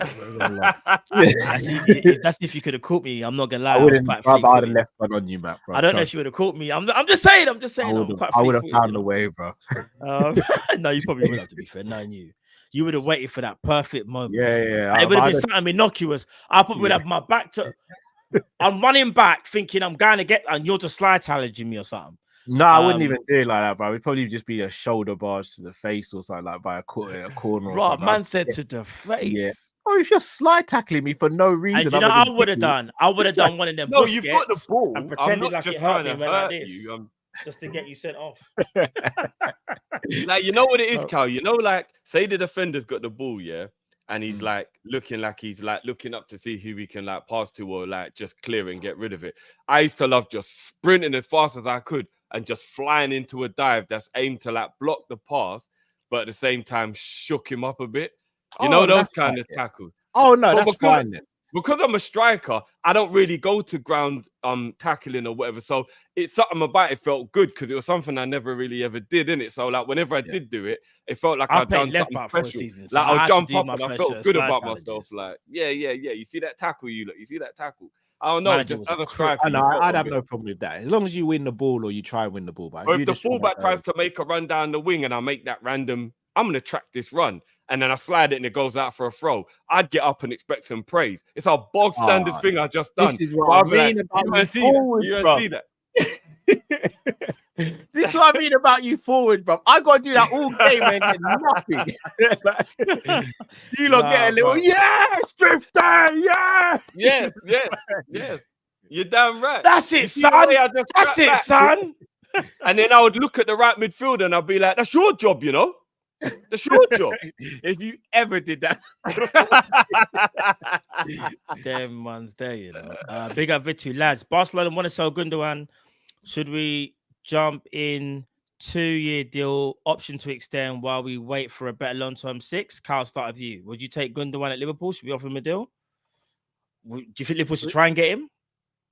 I'm probably not the best person to ask. Gundogan's one of my favorite players. So I probably would do it, but I don't know. He's one of my favorite players. Gundogan's so good. He's cold. So good, man. What about you, Drift? Not now, but I think if Jurgen Klopp was here, I think we probably could get him.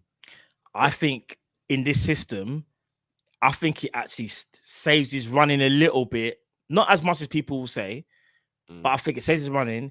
He's 33 years old, but I feel like he's a 33, but a young 33 in terms of like, I don't think his mileage is insane. Remember, he's played for Barcelona and Man City, 2 teams that play with a lot of possession. Don't get me wrong, as a footballer, you run anyway. But I don't think he's played for counter-attacking teams where he's had to like run around the pitch. Like I reckon if he was a 33 and he played under Liverpool 33, I think he's done. I think we're getting a bit desperate to think that would have been a good decision. But Gundogan would. He's a brilliant player, but at 33 years old, that is not what we should be doing. Bro, I think he's still quality. Actually thinking logically. Me and you are thinking emotionally, man. I'm not going to lie, bro. We are. Because of how good the player was. And how... he's still... You know what? He's an absolute bad man. There's no doubt about it. If he goes City, Drift, I'm blaming you. Yeah, but City have already got a structure in place, bro. And so he's used to their team already, innit? We got structure. No, not off the pitch, on the pitch. Yeah, I was going to say, we've got managers implementing a system. Pep's system, like, let's be real. At the moment, Pep's the sort of... He's got that team so finely tuned, you can put any decent player in that system and they're still going to win stuff. I understand That's what I want to get to, where the system's more important than the personnel. Right now, the personnel is more important than the system. But we're living in a world where we could end up signing no players. And imagine if this was the one player. You know when Liverpool say opportunistic?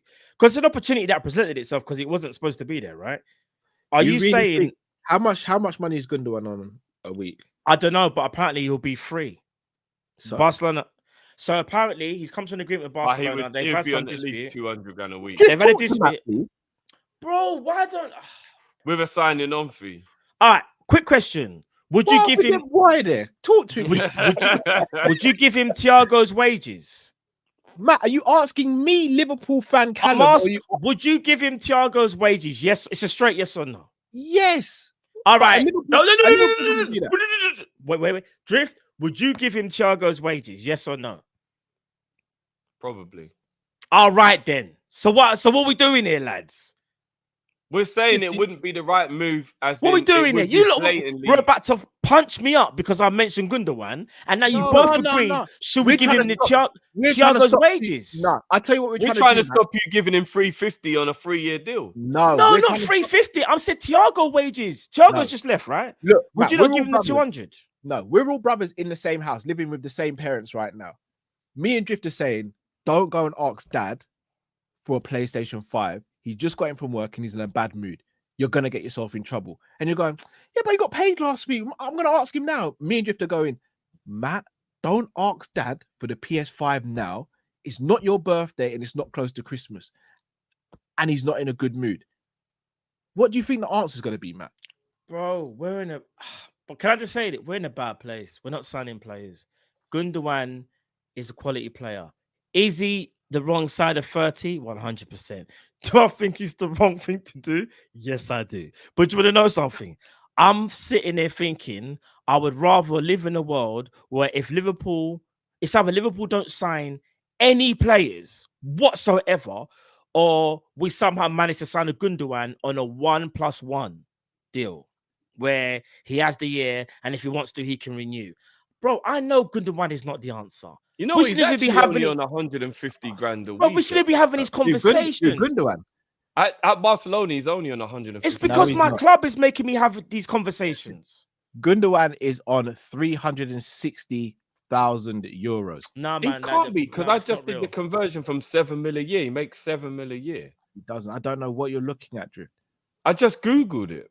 Yeah, so have I. Where did Someone you else see said it? 360 as well, you know. Oh, so where did you lot get that information from? On Google. Oh, no, do you know what? Fucking hell. The small print said 2022, so that's what he was on at City. So. Yeah, bro. Oh, He's yeah, on so free- my bad. yeah. He left on a free Bro, to go. so that he was only on that much at City? That's mad. He's on 350, 360 euros. All right, so we about ain't up. 300. All right, Yeah, cool. yeah. So see, But he all ain't I'm gonna- saying he is ain't this. gonna Listen, drop that I down. know Gundogan ain't the answer, but here's my worry. We ain't signing no one. All this talk, we ain't signing no one. Like, no one. So get used to it. That's all I'm saying. I mean, I did Yeah, say we're not making a single signing, because even if we get Mama, he's going on loan, so it's just technically still not a signing. the only way we sign someone, in my opinion, is if we sell Joey and Sepp. What, you think we're going to sign players because we let them go? No, if we sell Joey, Sepp, and Diaz, Are you forgetting who runs? You know, Annalise Sports. we'll sell it. We have to sign at least Cal, one. who's the next defensive prospect out of the youth team? Nalo. Did he play in pre-season? Yeah, not very much though. So did you get your answer? That was so condescending. Leaned in, you know, said, "Did you get your answer?" Did you get your answer? Left me Big up Alex Highland. Liverpool are back. Love all your hard work, lads. Big up yourself, Alex, Big man. up Been a Alex. member Big for up 15 Alex. months. Big up. Big up yourself, bro. Big up O'Neal Taylor. If Slot starts losing, how long will you give him? Bro, this is the thing. If he's had no He's got reinforcement all season Yeah. at the very least. This season's Yeah. a free hit now. If he gets no play, has to be. Man's got no players. He had, you know, when a manager. Sorry, you know, let me not even get into it because we're never gonna get through these supers. Liverpool just getting me annoyed, bro. Pissed off, bro. Gangan deep. Taylor 2 halves. First half dreadful. Second a lot better, but I do think teams sit back to counter will be our Achilles heel long term without a top DM. So in the first half, also a left back maybe addressing. I agree with that. I feel like our structure is better, but I just think Ipswich were also its first day, like they were on it. They were going to try that little bit harder, so to speak. So, but yeah, I think the counter will always be susceptible to the counter attacks. Personally, Just go get Anthony Gordon. He's brilliant at breaking down low blocks. MNE4, you can drift. Why, fam? I was gonna say something. It'll cause an argument, so I won't. Can we cause the argument after You that? know what Monday before though? MNE4, you could. Toxic relationship. No, it ain't, brother. I said we're meant to argue. It's a Monday. Oh, bro. This is where it's like it's Monday a Madness, family isn't it? meeting. Monday Madness. Like whatever gets said here, you won't get in trouble for it afterwards. You know what I mean? It's Monday Madness. MNE4 says you can do both, train and upgrade where possible. Yeah, No, I that's agreed. That's No, what that's all it. other Yeah, teams do. 100%. That's what I'm Yeah. saying. 50-50. Big up Alex, said it before. Slot is no one's dad. He's a coach.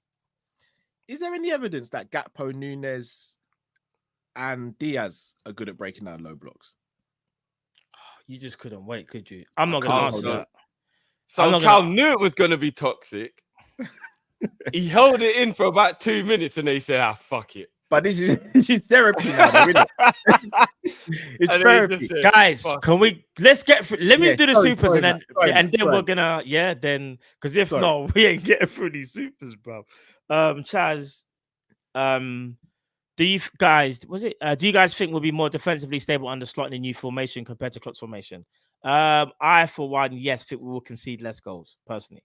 Yeah, I've got a cousin called Chaz. I had to check whether that was him in the. Something I know. We got Chaz. We got Emily for against it. If we keep this mindset, we'll blink and 20 years without. Facts. Time flies by. It'll Please just be don't another say 20. that because that makes me realize that I'll just blink and be dead. Oh, you better not. He be said dead. 20 years, not like 50 or 60 years, bro. Do you know how You much ain't- can happen in 20 years, bro? No, you but better of course, find a way of anything staying can happen alive. in 20 years, bro. Anything can happen tomorrow, but With my sugar know? intake, 20's 50. I'm not gonna lie. Let's I'm not stay looking positive, for guys. bridges in 20 years' time, bro. You better fix up then, bro. I'll I'll shake you wait back up, bro. Tonic, whose responsibility is it to put pressure on FSG to spend? Slot, Hughes, or us, the fans? All of us. Facts. All the above. Yeah, it's not just one person. Just in his army, thank God you were joking, Cal. Nearly unsubbed. I had to put it in the disclaimer before I started with you two because I think you lot have ripped my head off. Big up guys as well. 93 months as a member. Big up guys. What's going on, family? Big up. Jota stays fit. We win the Prem. Simples. I think we're gonna win anyway, but yeah. That's a I real think conversation. I can't lie. I did say I think this could be the first year Jota outscored Salah. Remember I said that?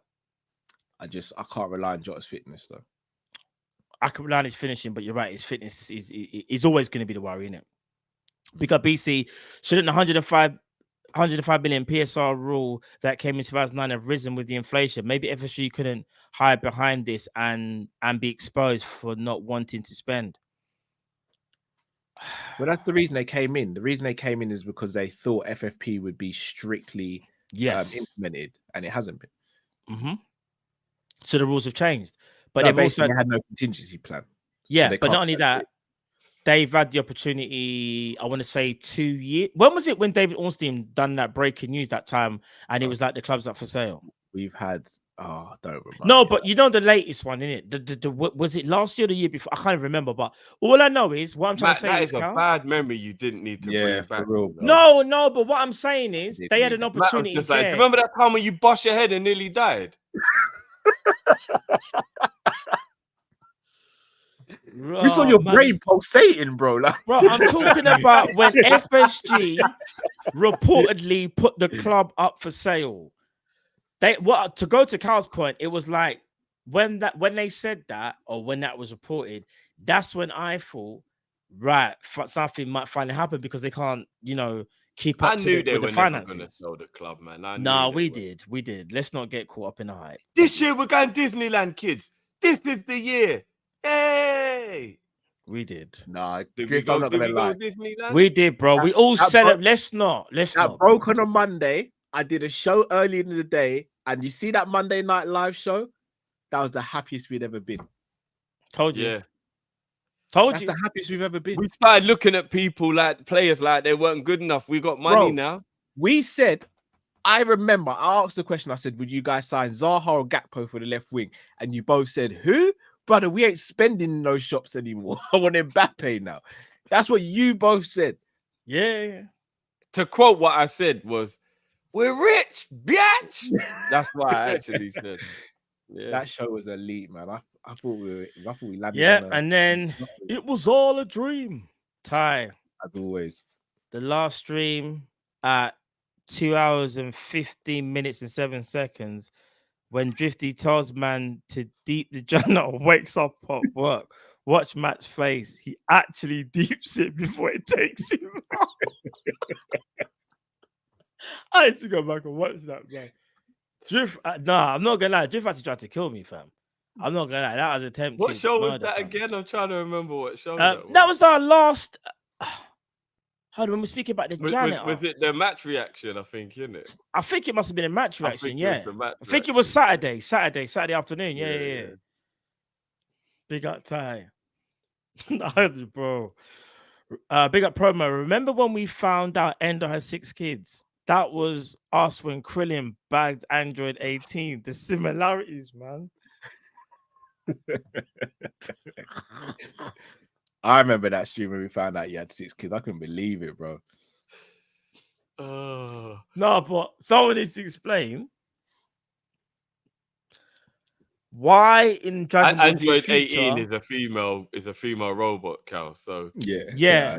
Why is Krillin? Nah, do you know what? Let's not even. Yeah, let's not. The Krillin and Endo comparison is funny though, as in like the importance to the squad, isn't it? Drift. Oh, Ty. Drifty's one of those F3 brethren that once he gets a laugh out of you, uses every ounce of brain power. Yeah. So you don't breathe for the next 3 minutes. Facts. Ty, you don't know that laughter's the key to happiness, though, bro. Oh my days. Big up H.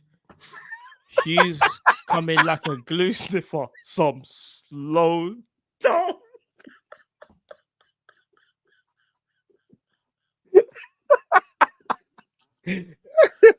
Oh man. Bro. I ain't seen H in a while, bro. Big up H. H, you know.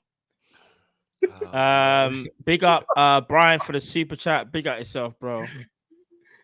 Man said sniffing glue, you know. Taji, Cal, you worried about our midfield defending? Trent, Alexander-Arnold, a midfielder, Cal. He's asking. He's saying if you're worried about it, or I don't think he's a right back anymore. I keep on saying this to everyone. I don't think he's a right back anymore. But he's asking you how good would he defend in midfield, though? In midfield, that's what he's asking you. I think he'd be fine defending midfield. It's a whole different ball game. You're not isolated. Do you think he can play in the pivot? Would you think he'll be okay? Would he be switched on? Would he have the awareness? Yeah, would he be okay with Grav? Do you think, like in next to him, next to Grav, like how McAllister would be, for example? I believe so. Yeah. Okay. Fair play. Big up Tom Mizzy. If I say training, Cat will run far and fast. Big up. Come on. Mizzy knows firsthand how important training is because he's been killing it. Real. No, facts. Big up Jada Activist. Why we blaming FSG? I'm guessing it means blaming FSG. Yeah. It's shoes not spending. Well, that being said, that takes us into this little next segment. That's a perfect segue. What a good segue, Jay. I don't know if you did that on purpose, but big up your damn self. So, let me drop this. You want to tell us? Yeah, go on. At the same time, it's because we don't need a lot. This is the no, we don't. This is what I'm saying. But have you read the stuff coming out today? So apparently, Michael Edwards is completely in charge of Liverpool. He is completely in charge of Liverpool Football Club now. And he's basically said, so, you know, when obviously obvious that Klopp and Edwards didn't get along because the way he left and came back as soon as Klopp left, there's obviously something in it. Edwards always wanted his players without arguments. So, you know, Klopp wanted his players, but Edwards and him, you know, so Edwards is only going to get his players now. And apparently the articles that are coming out today is that Liverpool will only go for Edwards players if they can get them, and they won't go for alternatives. I said this. Do you know how hard it is to say stuff, get rushed, and then a few weeks later, people go, oh, yeah. I said this. I said this weeks ago. You're on mute, bro. You're on mute, bro. You're on mute, bro. You're on mute, Drift. You're still on mute. I can't bother to repeat what I said before, so I'm just gonna let it play. Say what a little bit more. Hold on. Edwards always wanted his players without arguments. So, you know, Klopp wanted his players, but Edwards bridging and said, "Look, I'm gonna give you a payday." You know, so Edwards is only going to get his players now. And apparently the articles that are coming out today is that Liverpool will only go for Edwards players if they can get them, and they won't go for alternatives. So what? So first of all, what is the point of Hughes? Yeah. It's And Edwards' now, club, man. this makes it even more. So he got his bridging and said, "Look, I'm gonna give you a payday. Looks better on your CV, and you just do what I tell you." Yeah, and Edwards is basically working with Hughes. It came out. I think Paul Joyce said it the other day. How do I make Matt full screen? I need this brother's face. Front and center. That's your goat, bruv. I told you lot about it's this not guy. my goat, bro. My goat is Jurgen Klopp, bro. No, don't do that. Edwards Don't ain't my do goat, that, bro. Don't do that. I've never Edwards said is your goat, no. bro. You think he's the goat?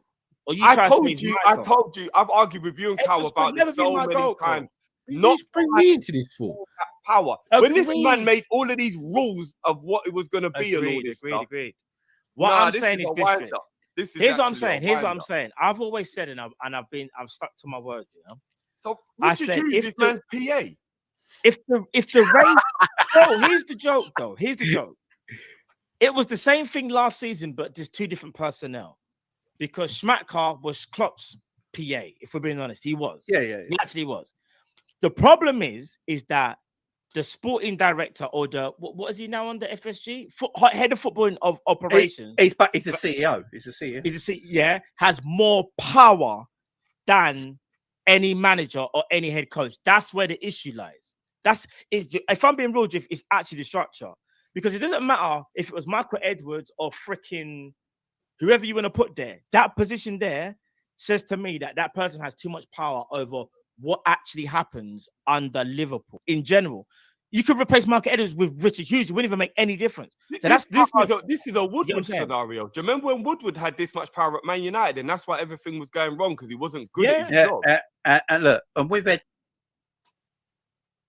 Can I I'm jump going to in? be releasing that full clip on Drifted TV, so I'll just save the rest. But yeah, let's commence. Go on, Carl. All right. I'm not trolling here, but I'm going to be seen as trolling. I don't believe the narrative that Edwards doesn't have a backup plan because he's shown over the years that he has. However, I don't know if he deems the backup plans good enough or they're attainable in his eyes. So I don't give a fuck.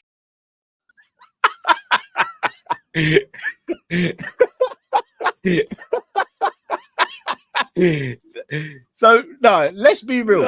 Drift is horrible.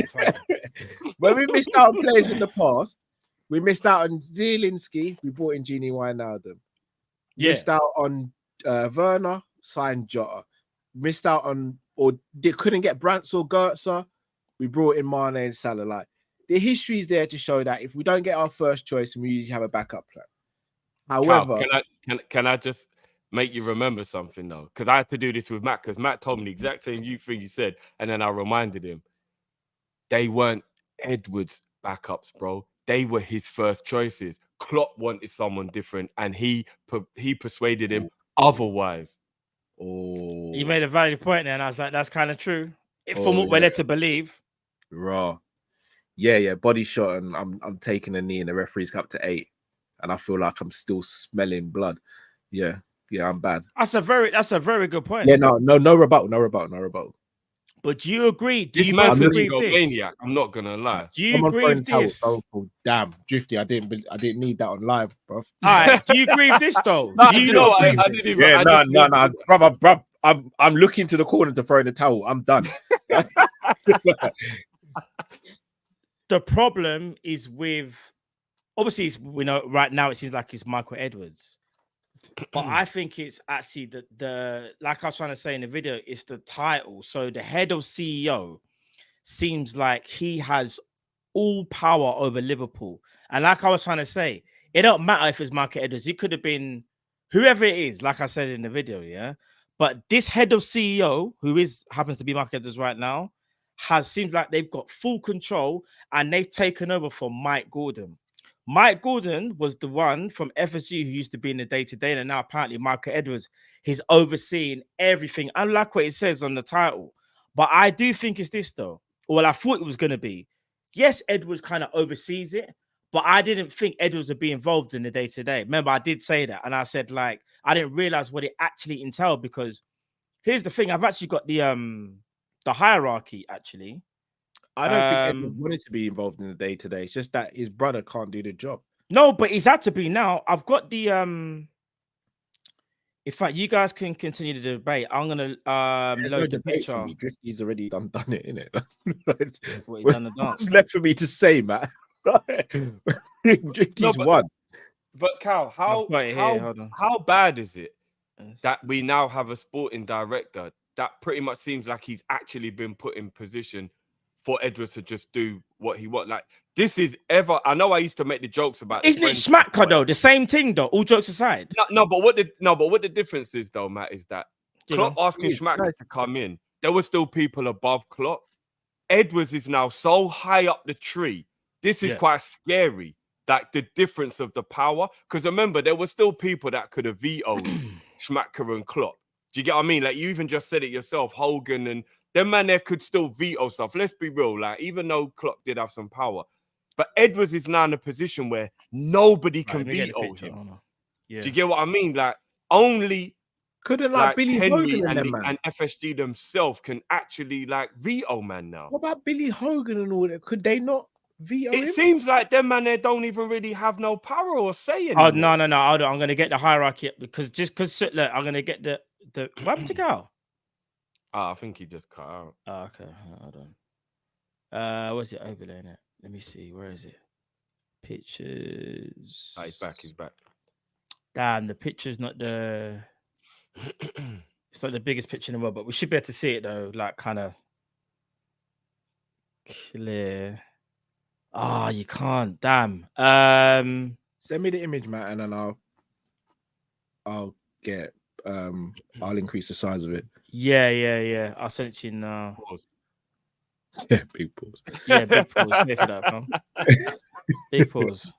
Yeah, it's Matt's fault that I've got this train of thought now, you know. Forward. Because this is important, I feel like, because not many people know exactly where people are, but where is it?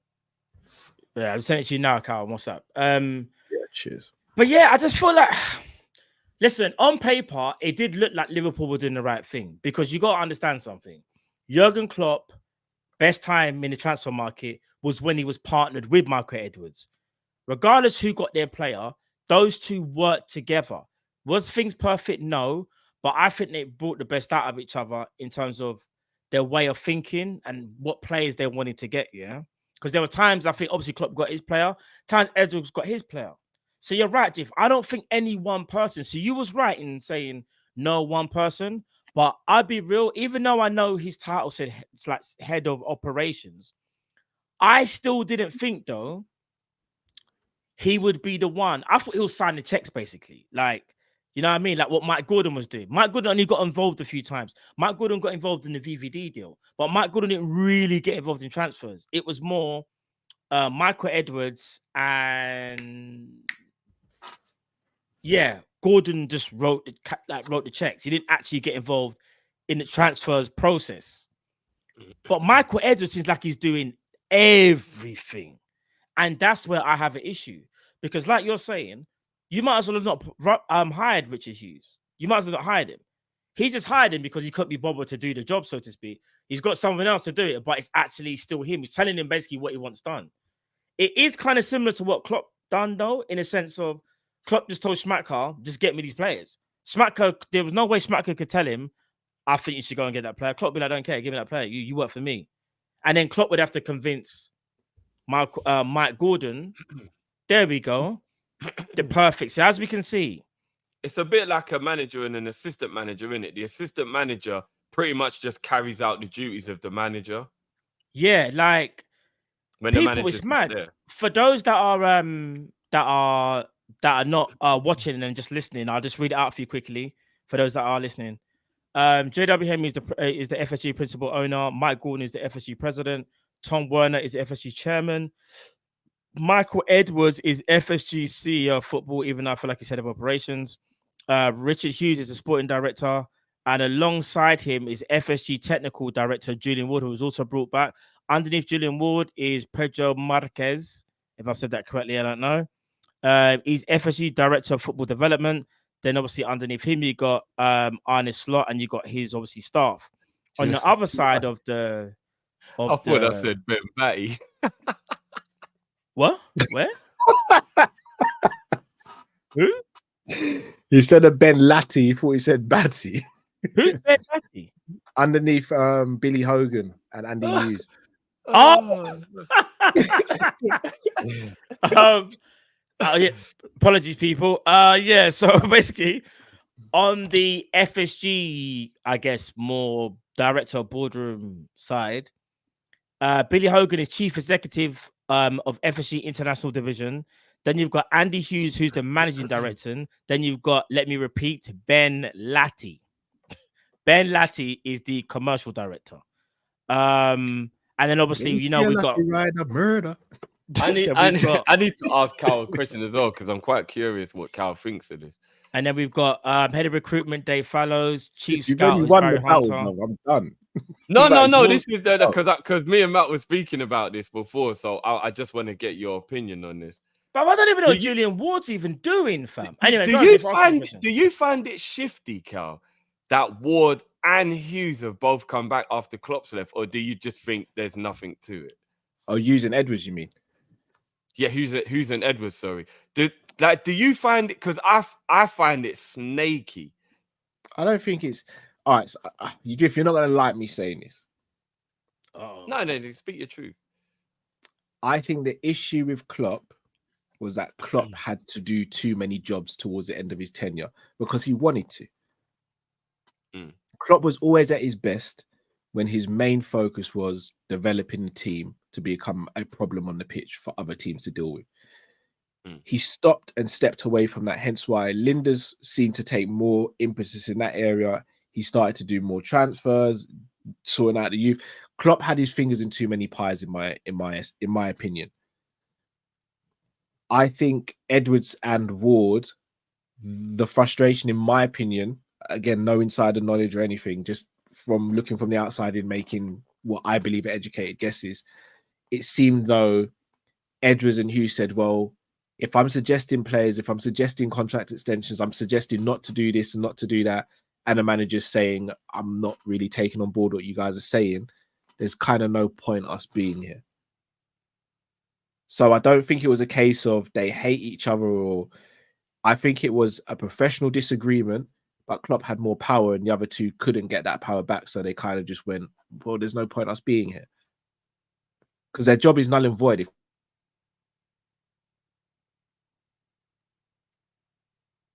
Oh, shit, I think we've lost Cal. I thought it was me, fam. For a second, I was like, oh, is he back? Am I frozen or am I good? No, I think you're back now. Yeah, you froze for about 5 seconds. The situation that is at the moment is, I find it hard to say that Edwards is involved in day-to-day. What I do find telling is the titles of these people. The titles aren't Liverpool XYZ. It's FSG XYZ. I seem to think that this is what the issue is. Like, these aren't Liverpool employees, most of them. These are FSG employees. So the fact that what's his face, Edwards is CEO of FSG's footballing, not CEO of Liverpool's footballing.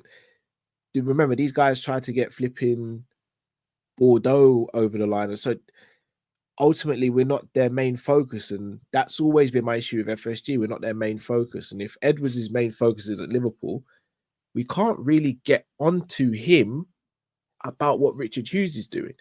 In fact, if he's now having to step in and do the job with Richard Hughes, then more fool him for employing him in the first place. But we should be looking at Richard Hughes saying, this, you're out of your depth. Now, granted, this is his first summer. He might turn this around. The rumors are Edwards is the one who wants to be the one who picks the players, though. The rumors are that. But if he wanted to do that, he wouldn't have taken a CEO role. Yeah, but because he can do everything now, and it's a bit of a like power thing, isn't it? But we keep on saying this whole power thing. There's been nothing to suggest over the past that Edwards is power hungry. There hasn't been. There generally hasn't been. He left Unless when he I'm weren't wrong. getting his way, and now he's No, back no. with even more power than he left with. I think that's very telling. He left because he was kind of null and void in his job. He weren't getting his way. All right, Drift. Let's say, for example, we're doing Kop-Ish, and every time I go to speak, you and Matt just go, Cal, stop. And it happens for months and months. I'm eventually going to get to a place where I go, guys, I don't think I'm really needed here, because every time I speak, you guys shut it down and say, stop talking. It's not like we're disagreeing. That's rude. Obviously, no, but I'm not saying you're doing it in a rude way. You're just like, oh, Cal, not now. But every time I say it, and you're just like, not now. And then the show's finishing, and I'm like, oh, I only spoke for like 5 seconds tonight out of a 2-hour show. I'm going to eventually come to the point where I go, guys, I don't think I'm really needed here, am I? And you're probably going to go, no, probably not.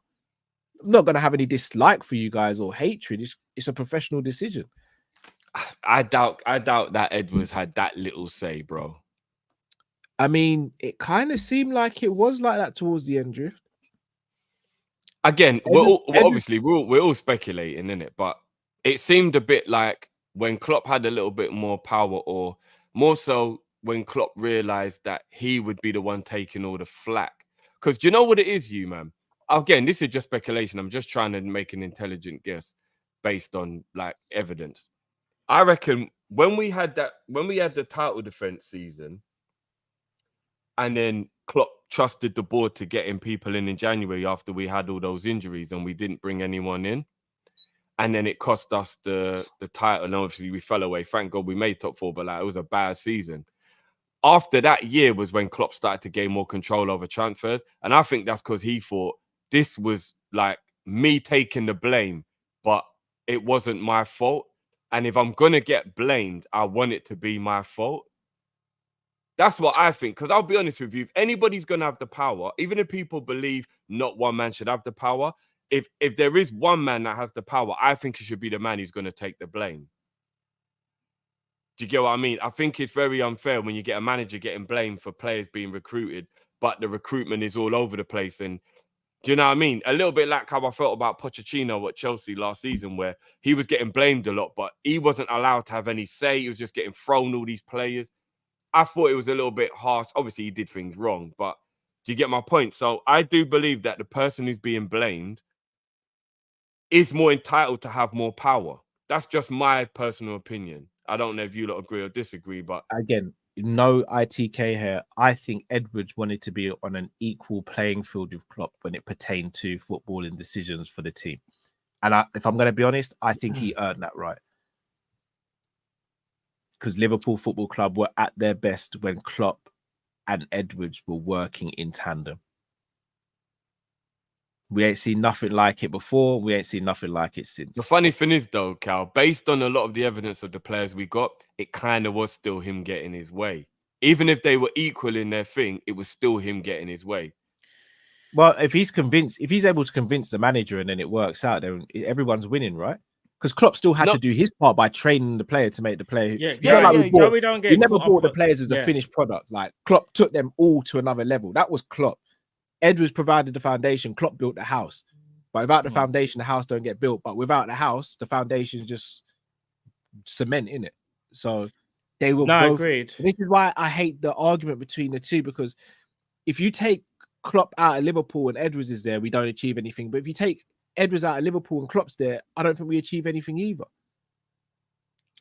Guys, listen, I don't want to dwell on this for too long in terms of the whole Edwards and hierarchy, but not saying this is breaking news, but again, it's the same repeated stuff. But I just thought I'd bring it to everyone's attention because we are talking about the hierarchy and the decisions that are being made at the club. And for those again that are just listening, this is from James Pierce. So far, there's no sign of Salah being offered a new deal at Liverpool, with it well known that FSG are cautious about giving lucrative extensions to players in their 30s. Cal, when you first read that, what's the first thought that goes through your mind? I hope I only let out a fart instead of doo-doo.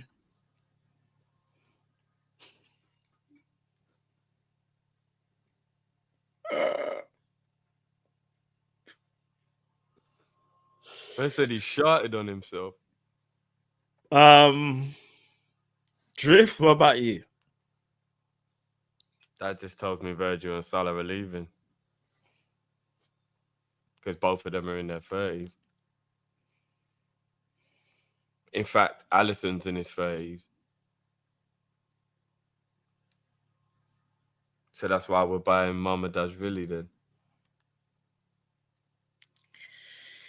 If Mohamed Salah... Can I go to bed now? I don't really want to talk about Liverpool anymore. If Mohamed Salah and Virgil van Dijk leave on frees, do you think it sets the club back how many years? Or do you think Liverpool can continue this like foolishness? Do you think it sets the club back, guys? And if so, for how long, in your honest opinions?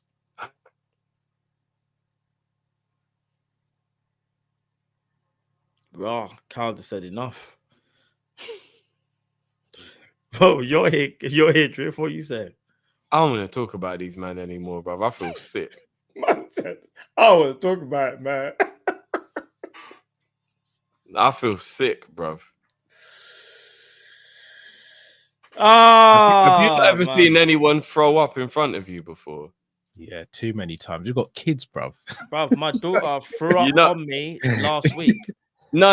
You know, kid throw up is different. Violently. It doesn't gross you out. But you know, like an adult. Have you ever seen an adult throw up? My daughter threw up violently all over me.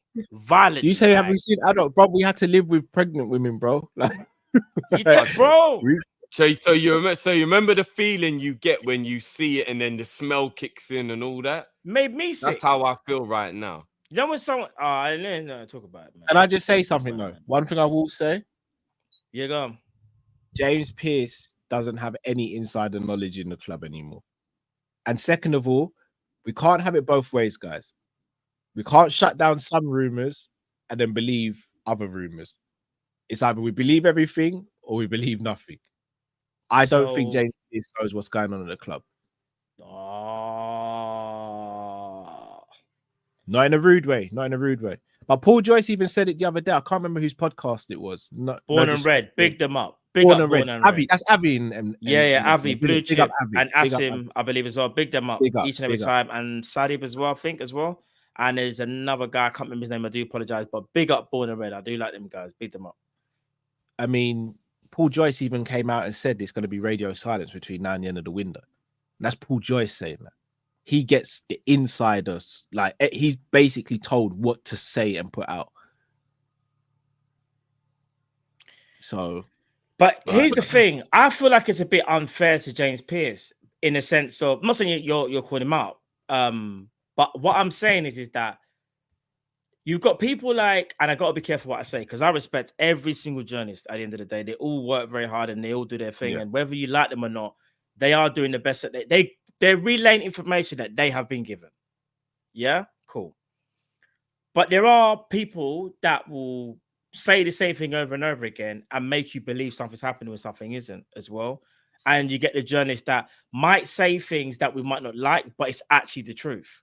And there are times when they say things and the opposite happens. Like, but I'm going to be real. I don't think many journalists maybe have as much insight as they used to. Maybe the access maybe isn't the same. But I would like to think James Pearce, even over the years, has still got contacts that he can probably still rely on. It might not necessarily be directly Liverpool, but he's got links to Liverpool, if that makes sense. Again, I don't think he's just going to say something for the sake of it, because he said that already. He's actually said this already. But he's also just letting us know nothing has changed. Nothing. And I think it kind of goes in line with how every fan is feeling. We shouldn't be having to go at the journalists that are reporting news that we don't like. I think we should just start to believe them. Because as things stand currently right now, Liverpool aren't doing nothing. They're not doing anything. I haven't seen Ornstein say like Liverpool are looking to do X, Y, and Z. The last time Ornstein said something about Liverpool, do you know what he said? I don't think they're going to get a number 6. I think they're just going to believe in what they have. And this is what they do. And if an opportunistic signing presents itself, then maybe they might do something. These men are telling the truth, bruv. They're all telling the truth. I don't think none of them are lying. Honestly. Time remains to be seen, man.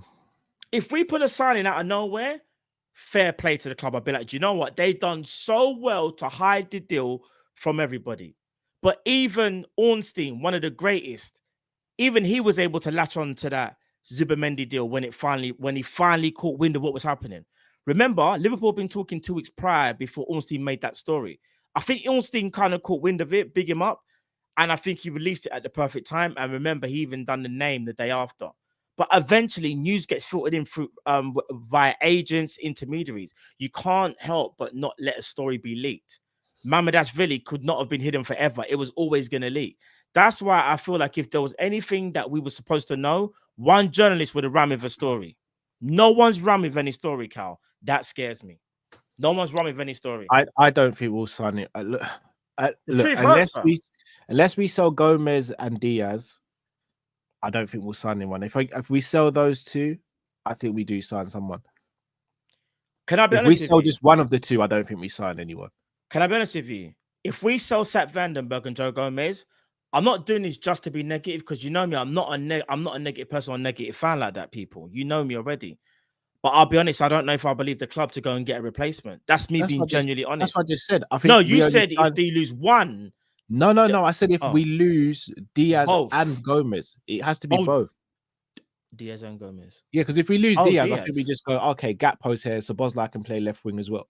Yeah. But I don't know what's changed in my way of thinking. I know it's the Zubimendi thing and what's happened after that, but there's literally like 12 days or whatever it is left of the window. I'm really worried nothing's going to happen. And I remember you joked about at the start of the season, Cal, started the window, and you were like, why are you like, I wouldn't be surprised if Liverpool don't buy no players. And I said, bro, a new manager's just come in. There was Caicedo money reportedly. We are ran in a healthy way. The club seem like they got money. We're back in the Champions League. They can't use the fact of there's no money. The stance is they're using is they feel like they will only upgrade if the player is better or the player is a needle mover, like you would say, Cal. Yeah, unfortunately, I do feel like that because I don't think they're just going to buy players for the sake of it because we've done that in the past and stockpiled and it hasn't worked out for us. So I can understand the logic, but when we've been so negligent, and again, I want to be clear, they're not just fixing this summer, they're fixing years of negligence. This is where we're at.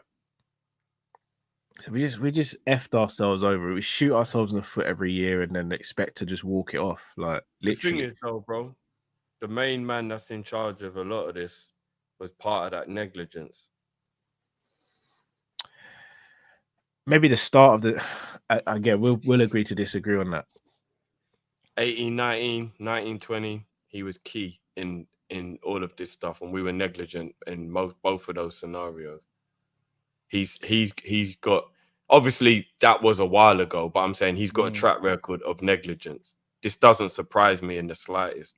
I think he's got more of a track record of trying to be proactive than reactive. I don't know. I think you give Edwards a little bit more of a blight than you should. Based on what I've read and seen, like he wanted Bruno Guimaraes and all that well before Newcastle came in for him, and he wanted a few players before they became expensive. I know, but is that PR though? I can only go off what we see, innit? And what's been verified to an extent. No, that's true. I don't know. I don't trust any of them. Like would have been a very different team if we could have got Bruno Guimaraes for like 20 mil and a couple of other players for like cheaper rates and all that. So we've been reactive for a while now, and it's shot us. So it's killed the mood, guys. But yeah, sorry, Klopp did come. I think Jamrock's right. Klopp did come out after we won the Champions League and said why we ain't really looking to make signings and all that. I know, but like I said, Klopp said a lot of stuff to hide these man's fuck ups.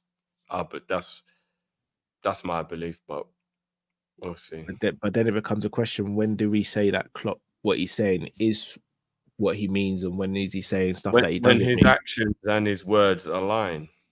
But his actions showed that he wanted to keep the squad together because he wanted to keep Lallana, he wanted to keep Milner, he wanted to keep all these players.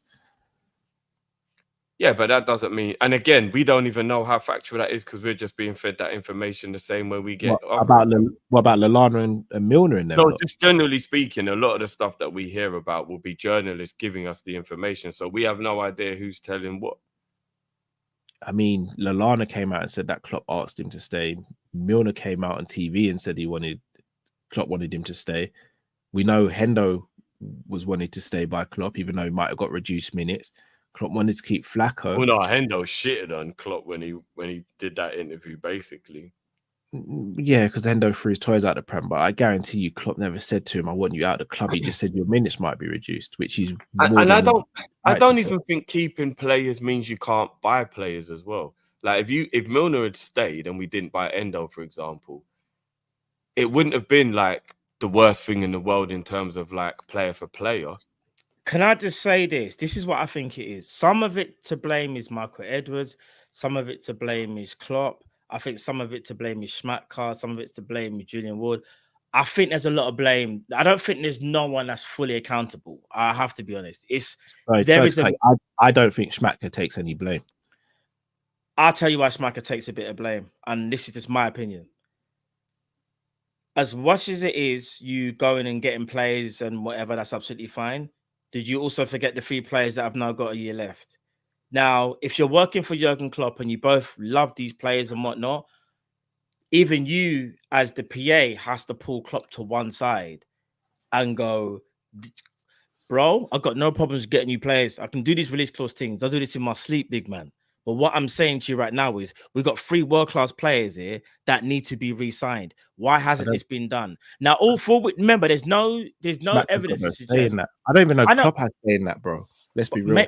But that's also why I'm saying I don't think it's Klopp didn't have contract power at all. That's what I'm saying. That's what I'm saying. No. But what I'm saying, he was the reason Hendo got his contract extension. But we're saying he didn't.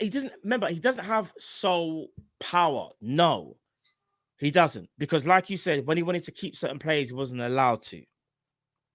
Right? He wasn't allowed to. Yeah. But I'm also sure that when good things happen, you know, he's a part of that as well. So it can't just be we just ignore one and do you know what I mean? Like it's a bit of both. That's why I feel like what's happening at Liverpool right now is a Liverpool problem. I don't think it's a Michael Edwards, Julian Ward, Jurgen Klopp. It's a Liverpool issue because remember there was previous ownership before that made mistakes. This ownership, when I say ownership, talk about like the transfer committee and whatever, and like the hierarchy, shall I say, has changed, and there's still issues. It's a Liverpool issue, and it comes under one umbrella, and that's forget spending. G, those people right there are the issue. I'm not trying to make this an FSG out video. I'm not trying to do that.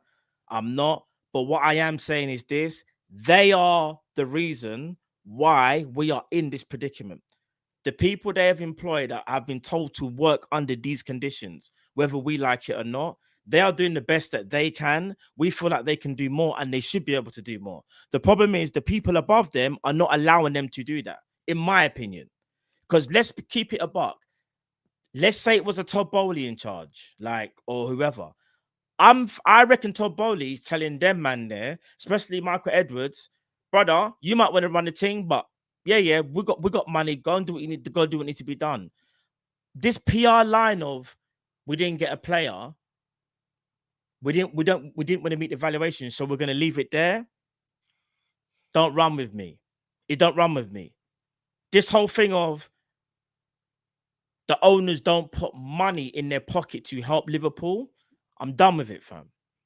Every owner should be able to help out the club that they have. It's an asset. You want to keep your asset as high as possible. If they are not careful, Liverpool as an asset will start to decline. Because when Forbes do their valuations or whatever, when you take off those big contracts, big players, the valuation will go down because there won't be a Van Dijk anymore. There won't be a Salah. There won't be a Trent. There won't be an Ali. That is actually the reality. This is where the football club could actually be in the next 2 to 3 years. I hope I'm so wrong, and I hope that maybe I'm just annoyed that we haven't made signings. But I have to keep it a buck. Forget spending G are pissing me off. They haven't done nothing for years. It's the same thing with them. Obviously, we want them out, but I don't think that's going to change. And I don't think they're going to change anything for these other people to do what they need to do. So where does the buck lie? You just took the question I was going to ask. On a real, we say FSG, where does the buck lie? Really though, who does it lie with? Because let's say, because the rumor at the moment is we're haggling over 5 mil for Mamadashvili, right? Yeah, apparently he's worth 40 and we're offering 35. We don't want to give them extra 5, Cal. So who does that fall on? I'm not even trying to do rhetorical. I genuinely want to know, who does that fall on? Hughes? Has he been told, bro, you can only spend 35 mil up to this? Who does that fall on? Because we've got plenty of money that we can spend. Like, we're good for money.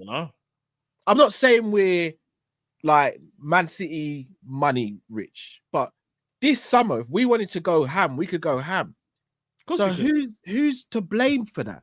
I don't know. I don't know, because the hierarchy is in a bit of a mess. I don't really know.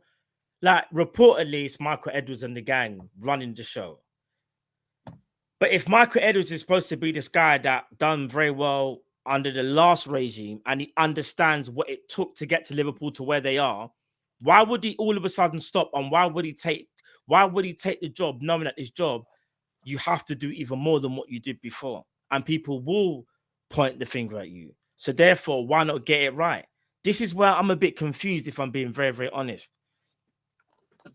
I genuinely don't know. That's the honest truth, bro.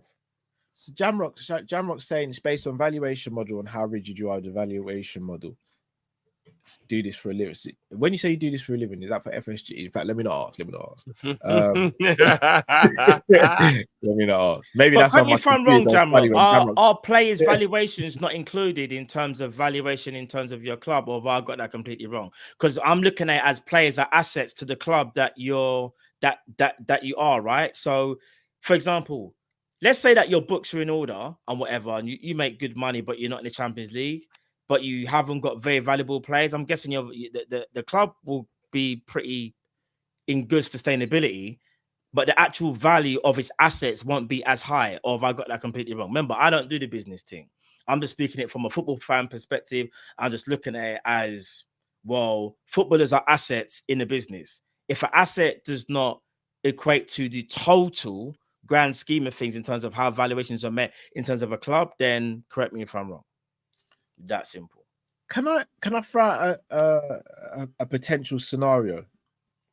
Let's say, for example, Liverpool and Valencia were sitting down negotiations, and they were like, both teams were like, look, 35 mil, but Liverpool is saying we want to do 30 plus 5 in add-ons, and Valencia going, no, we want 35 up front.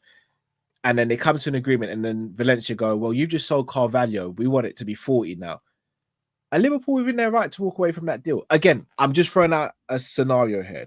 I'm not saying this has happened, but a Liverpool within their right to go, it's 5 mil, but principle-wise, we can't be getting held over a barrel by teams. And if one team does it, it's going to become a knock-on effect. We saw it happen to Man United loads.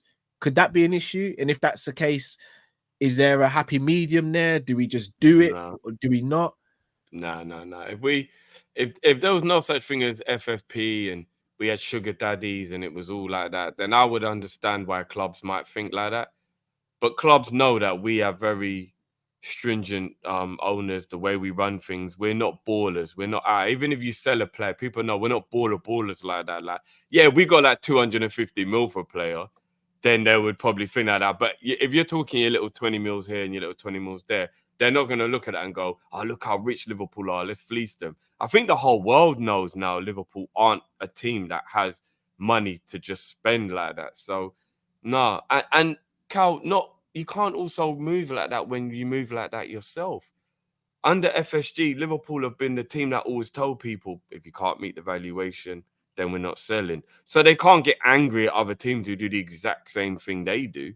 But that's business, though, Drift. That's what all exactly. So FSG would have to understand, if they want 5 extra mil, we got to pay the 5 extra mil. Like the quote unquote, they're just doing what we do.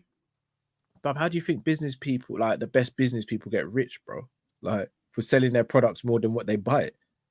But I'm business sure 101. businessmen have also in the past paid more for a company just knowing I can see the potential of what I can make out of this in the long run. So I'll pay a bit more now and then I'll make more. Once in a blue moon, they might overpay, but not regularly. No. But I'm not saying do it all the time. But I'm saying if there is a player that you really like, Mamadashvili looks like he could be the future. If that's what you do believe, what's 5 mil to get it done? Do you get what I mean? And I was saying to Matt earlier on, in football, 5 million euros is not a lot, generally speaking. Maybe for clubs like Burnley, and that with all due respect. But for big clubs, 5 million euros isn't really much. So if it was 100 mil and they wanted 105, I'd pull the trigger. Yeah, if it was 100 mil and they wanted 105, I can understand a bit more of you going, that's cheeky, man. We're already talking a lot of money here and you want more. But when you're in the 30s and the 20s and that in terms of, and they say they want another 5 mil, come on, man. That ain't much. If that's who you think you need, you get it done. You just do it, man. Like, yeah. You know what I'm saying? Like, they're not being liberty and saying they want 20 mil more or something like that. 5 million euros more for a player that we can all see has the potential. If that's really what you want, 35, 40, there's not much difference. Do it. But you know what it is? To Valencia, it is. So I understand. 5 million euros to Valencia is a lot. They're not a rich club. To us, it's not. If that's what they want and you think he's valued at that, just pay it. They didn't turn around and go, actually, 30 mil ain't enough. We want 50. Then you can understand Liverpool go, whoa, you lot are taking liberties. Hold on, what's that all about? 5 mil. If you think he's worth it, then do it. And if you don't think he's worth it, he's not good enough in your eyes, really. Do you get what I mean? Because I'm not going to lie. Someone else will get knows you pay for what you want. When I go to Krispy Kreme, when I go to Cinnabon, I know it ain't worth this much. But to me, it is. So I pay it. But it ain't worth it. But where that's different, though, Drift, is that you're not negotiating on the price. The price is set. Whereas if you went every time you went to Krispy Kreme, they changed the price and then they went up. You kind of be like, no, I hear you, but you there'd be part of you that goes, should I do it? You made and R. How much do you pay for bread? £1.45. What was it 2 years ago? Yeah, probably 90p. You still pay it, right? Yeah, but that's because I've got no choice but to pay that. But you still accepting the terms. You could just be like, we're not going to have bread anymore. Remember, there's nothing. You're not going to die if you don't eat bread. No, but what I'm saying is, what I'm saying is, though, if you think it's worth it, you'll pay for it. And FSG still tell us. But if you think it's worth it, you'll pay for it. And the thing is, if Liverpool think Mamadashvili is worth it, I agree, boys. I'll be honest. They're talking about go on. I'm worried Chelsea are going to come in for this, brother. Yeah, bro, apparently they already tried earlier on. Apparently they already tried in early June and he rejected them. I'll tell you this now. If we don't get Mamadashvili, he will go somewhere else.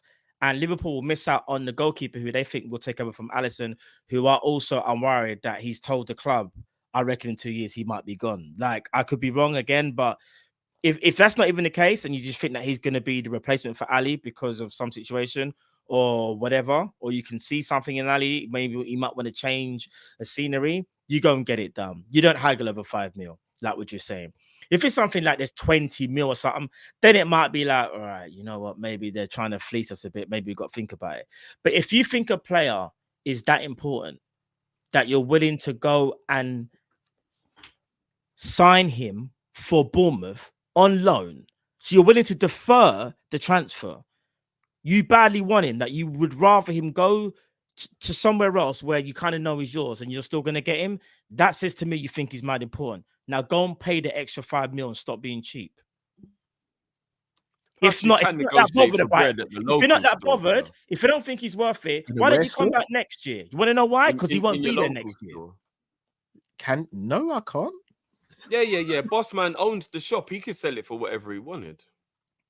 Bro, with all due respect, if I went and started haggling for bread at Bossman's shop, he'd tell me to do one in a very rude way. Like me and Bossman are brethrens at my local store. There's times he's let me have stuff for less than it is because I haven't had like the amount on me, and he'll just be like, "I don't worry about 20p or whatever." No, that's different, though, Drift, because you built. No, but I've still negotiated. I'm like, because he could just say no, but I've still negotiated with him. He's like, "Yeah, go on then," and he's let me have it for less. That doesn't happen in the business world.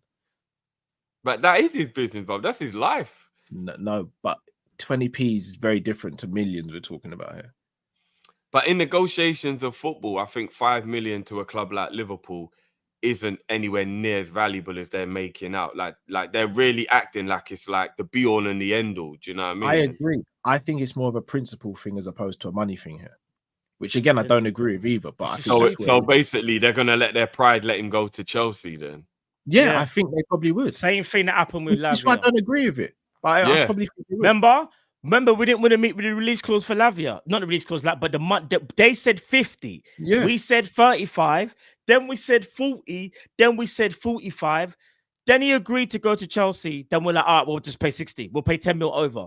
And we agreed the fee with them, but Lavia chose Chelsea. To be fair, though, can't be bothered. Lavia come out the other day and made comments saying how he always wanted to choose Chelsea. So I don't know if I don't know. But he's got to say that now. He's there. Well, he's not going to say Liverpool now, though, is he? He would never say, as a Chelsea player, yeah, by the way, I wanted to go to Liverpool.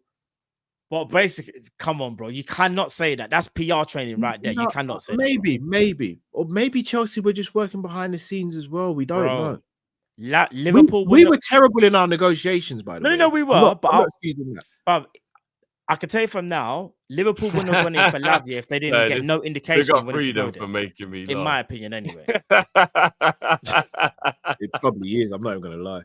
But I think this is more a case of principle. And they probably, the way they probably look at it is, I'm not going to let this team do this because if they do it, someone else is going to do it. It sets a bad precedent. 5 freaking mil for a player you think. Bro, I'm just saying what I think it is. I agree. I would have spent the 5 mil like that for a player of that quality who's going to potentially future-proof us for years and decades. I'll do it. I'm just saying what I reckon these lot are on. And these lot are on, they're business people. Like, I keep on saying this. They're not, when everyone keeps on turning around and saying football's a business, here's your business, everyone. Don't moan about it now. Don't moan about it now. Do you know what it is, though? FSG just see Liverpool as a business. They don't see it as, you see Man City. And remember, more fool for the people who kept Man City their owners love the club. There's a difference. They love the club. They're willing to do like it's so different. Maybe a bit too much love though, because they're willing to because they kind of went over the top and everything. But you get what I'm trying to say though. Remember I said to you, man, I don't care if they love us anymore, you know. I just want them to be ambitious. Like I don't even care if they love us anymore, bro. I just want them to be ambitious. I feel embarrassed. I feel so embarrassed as a Liverpool fan that I've got to speak to Arsenal fans. And they now have more ambitious owners who are making more, like putting more effort into being successful than my club. Do you know how embarrassing that is? And I'm not even trying to be shady to Arsenal, but after all those years of them being in the wilderness, and after all those years of us getting the last laugh in any conversation between Arsenal and Liverpool, I can't believe that I now have to hear them speak about signings like Rice and Odegaard, and they've got all of these like plans and ambition. And I'm just sitting there, and my club's like, yeah, top 4's all right. That's all we care about. Top 4. Like, it's actually embarrassing. I can't believe the world I now live in. Facts. Do you know why you're spot on with that? Because before Arsenal started moving the way they're moving, when Chelsea was spending money, we'd go, yeah, but Roma's always spent money and Bowley don't know what he's doing. That was FSG's get out for Chelsea. When it's Man City, obviously Man City have been cheating and cooking the books. That was FSG's get out for Man City. Man United, revenue for years, can spend the amount of money they want because they built up all this vast amount of money over and revenue. That was their excuse for Man United. What's their excuse for Arsenal Football Club? What's their excuse for Arsenal Football Club outspending them? They don't. What's their excuse for Arsenal Football Club showing more ambition than them? They don't have one. This is when the fan base should be like, there's no more excuses now. You could have arguments and debates about the other 3 teams. Arsenal Football Club, there are no debates. Never. Because the difference, I tell you what, and again, Arsenal, they're taking out loans to do what they're doing, innit? But Drift, Matt, we've all probably had to take out loans, whether it be educational purposes or whatever. Why? Because the bigger picture is you enhance your state of life, and then you pay that loan back. That's what Arsenal are doing. These lot won't even do that. And believe you me, we make enough revenue to make back loan payments. Oh, 100%. Cal, we don't even need to get loans. We make so much revenue. That's the more upsetting thing about it. Oh, We're in a I healthy correct place right now, myself. you know. We took out a loan when we built up the stands and then paid FSG back for that. Oh yeah, we take a loan out from them, man. Yeah. Oh yeah. Which, by the way, I still find the craziest thing. I borrowed myself money. I still find that the craziest thing ever. I borrowed myself money. I always knew from that time there that it was a thing of like they don't really care. When they were like, yeah, you lot have got to pay us back. We're like, who's us? We're supposed to all be one thing. Nah. That's not how this works. I was like, okay, cool. Guys, I'm gonna be like the supers before we head out. I'm kind of I just feel a bit flat right now. I can't even lie. I'm exhausted and I can't beat these men. Sure. Just lads, big yourself, bro. Brandt was Klopp's choice. Salah was Edwards for forget spending. G. For example, yeah. Gang and deep. Klopp equals enabler of FSG. Too many LFC fans drank the Kool-Aid. Both parties could do no wrong. All blame on one side. Trainers are transfer, hence decline. Shane says James Pearce said we weren't in for a keeper an hour before the match for daily interest got announced. He doesn't have a single clue. I don't want to disrespect James Pearce like that. If you don't think he knows, then fair enough. But again, remember, I don't think it's disrespectful to say he doesn't know. No, I think to say someone. I don't think we're call. I'm not going to call him a rubbish journalist. I think he's a very good journalist. He to say he doesn't know, I don't think that's disrespectful. No. What I was going to say is though, but no journalist gets everything right. That's impossible. No one. Name me a journalist that gets everything right. There's no one. I think James is an excellent journalist. No. This ain't you. This ain't even Shane. What I was just going to say is though, I understand he didn't get that right, but I know you're using that as an example, but no journalist is going to get everything right. Yeah, that's like it's impossible. They can't. Do you know what I mean? I hear what you're saying, though, Shane. I just don't think the journalists know anything unless the club tell them or leak it on purpose. I think Zubimendi was leaked on purpose. Mamadash really was leaked on. But when we find out about players, especially under this regime, when we find out about players because someone's wanted to leak it. Yeah. I think James Pearce is a very good journalist. I really do. I know people don't like him, but I'm all right at James Pearce. Same. 1 in a million. I just realized, what if Edwards thinks he's already signed the major upgrade to win the league? Slot. That's why he isn't rushed for other signings. Fam. Oh, yeah. We did make a signing this year for real. Slot's a signing. Anyhow. Big up Saint Mandem before it's 12. Run the birth. Oh shoot! I didn't know it was your birthday, bro. Neither did I. Big up Saint. Yeah, bro. Happy birthday, G. Yeah, man. Let's do that. To be fair, it's past midnight now, but no, I know, but we still got to do it anyway. I didn't even know. No, but I was gonna say, but hopefully the time he was born means that we're still within the 24-hour period of the time he was born. There we go. Even better. Yeah. Facts. Happy birthday, bro. Happy birthday, G.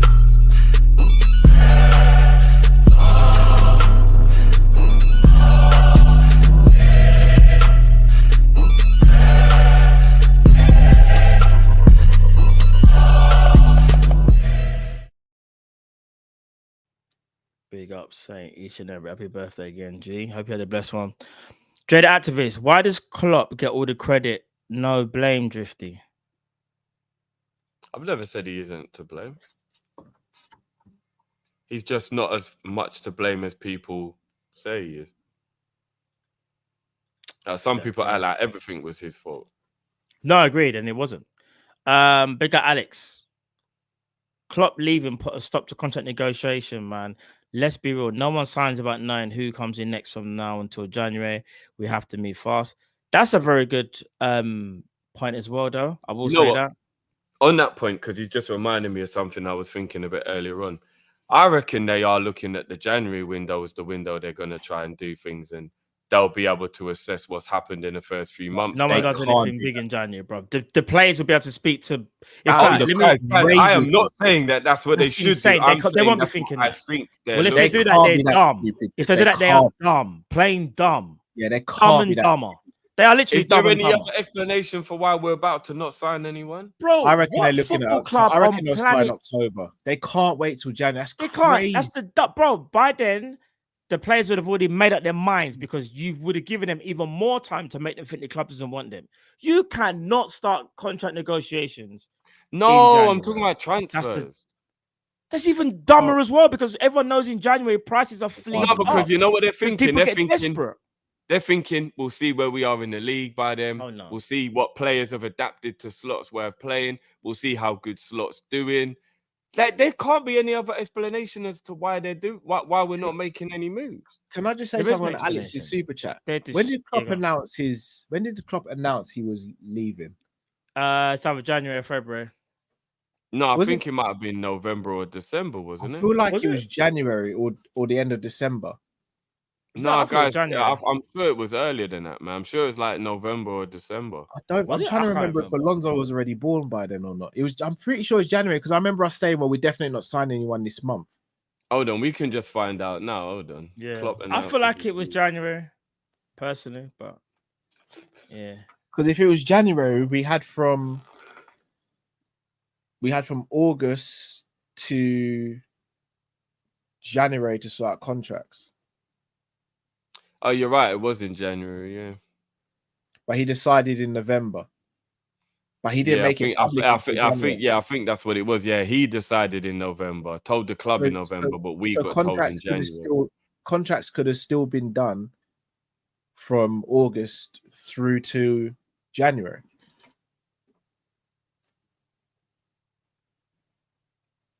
What, before the players found out? Yeah, that's true. Yeah. Like there was no excuse for the contract, and this is why I say I don't blame Smatka. It wasn't Smatka's job to come in, sort out contracts, do. He was brought in for what, 3 months? Yeah, no, it's not Schmatka's fault because they wouldn't have given Schmatka the power to make contract renewals anyway. Like, he wasn't there long enough for them to give him that type of power. I blame Schmatka for none of the mess we're in right now. Honestly. Yeah, no, me neither. Like if anything, Schmatka's the only one who's come in and actually done what has been asked of him. Everything he was asked to do last summer, he did. So I think there's a part of me that actually thinks Schmatka was actually good. He was asked what? No, sorry, let me rephrase it. Klopp told him what to do. Schmatka signed. He did what he was asked to do. Obviously, like Gravenberch. FSG allowed it to happen. But there's many things.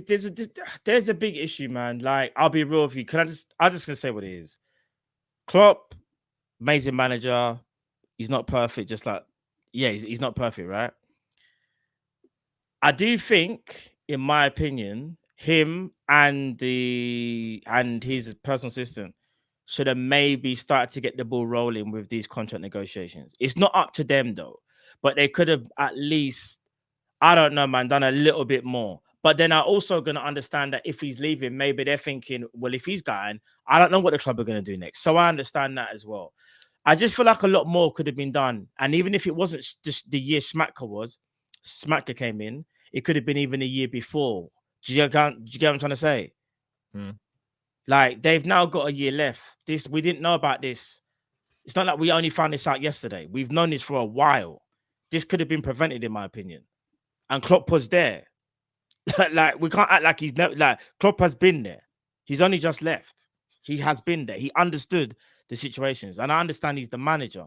And it's not his job to kind of like renew contracts. But then at the same time, he is still part of that process. He is still part of it. Do you know what's funny, you lot? Yeah, you know what I mean. He surely would have known. I'm sitting there and I'm thinking about the Mo Salah deal, specifically. Yeah, when he signed his new contract, it was a 3-year deal he signed, right? Or was it 4? 3, I believe. I think it's 3-year deal, not 4. He signed a 3-year deal. I think that's the reason why they didn't do anything last summer. Because at that point, he was only a year into his new deal. And I bet you they thought, man, a bit too early to talk to him now. Like, literally only last year he signed that deal. The real issue is they should have made him sign a 4-year deal rather than a 3-year deal. Cole Palmer signed when he first came to Chelsea, and within a year, he's got a new deal. I don't want to hear that. I don't want to hear that excuse. I don't want to hear it. No, I'm not saying it's an excuse. I'm telling you the reason that would have been the thinking why they would have done it. Bro, should I tell you what it is? It's laziness and incompetence, bro. You're taking your eye off the ball. You've It's taken it out of the ball. arrogance. That's what's happened, Drift. They've taken it out of the ball. They should have You're- gave him a 4-year deal instead of a 3-year deal. Bro, That's what they've they should have taken done. their eye off the ball because you know how much he's got left, regardless of like it's never when you say too early, bro. The only thing that you can say is too early is if you're really looking to dock his wages. Do you really think Salah's going to complain if he has the same wages but you extend his contract? That means more financial stability for him. Liverpool decided to think. Liverpool, big up James Pearce once again. FSG, we know what they're about. They get a bit, shook when players in their 30s because they're a bit undecided what to do, and then they normally make the wrong decision.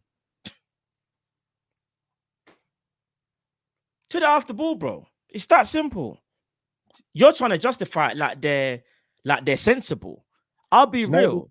I used to I think ain't they trying were to justify anything. No. But you're saying it from a sensible point of view because you're a sensible person, and so is Cal, and so am I. But it seems like they're not sensible, bro.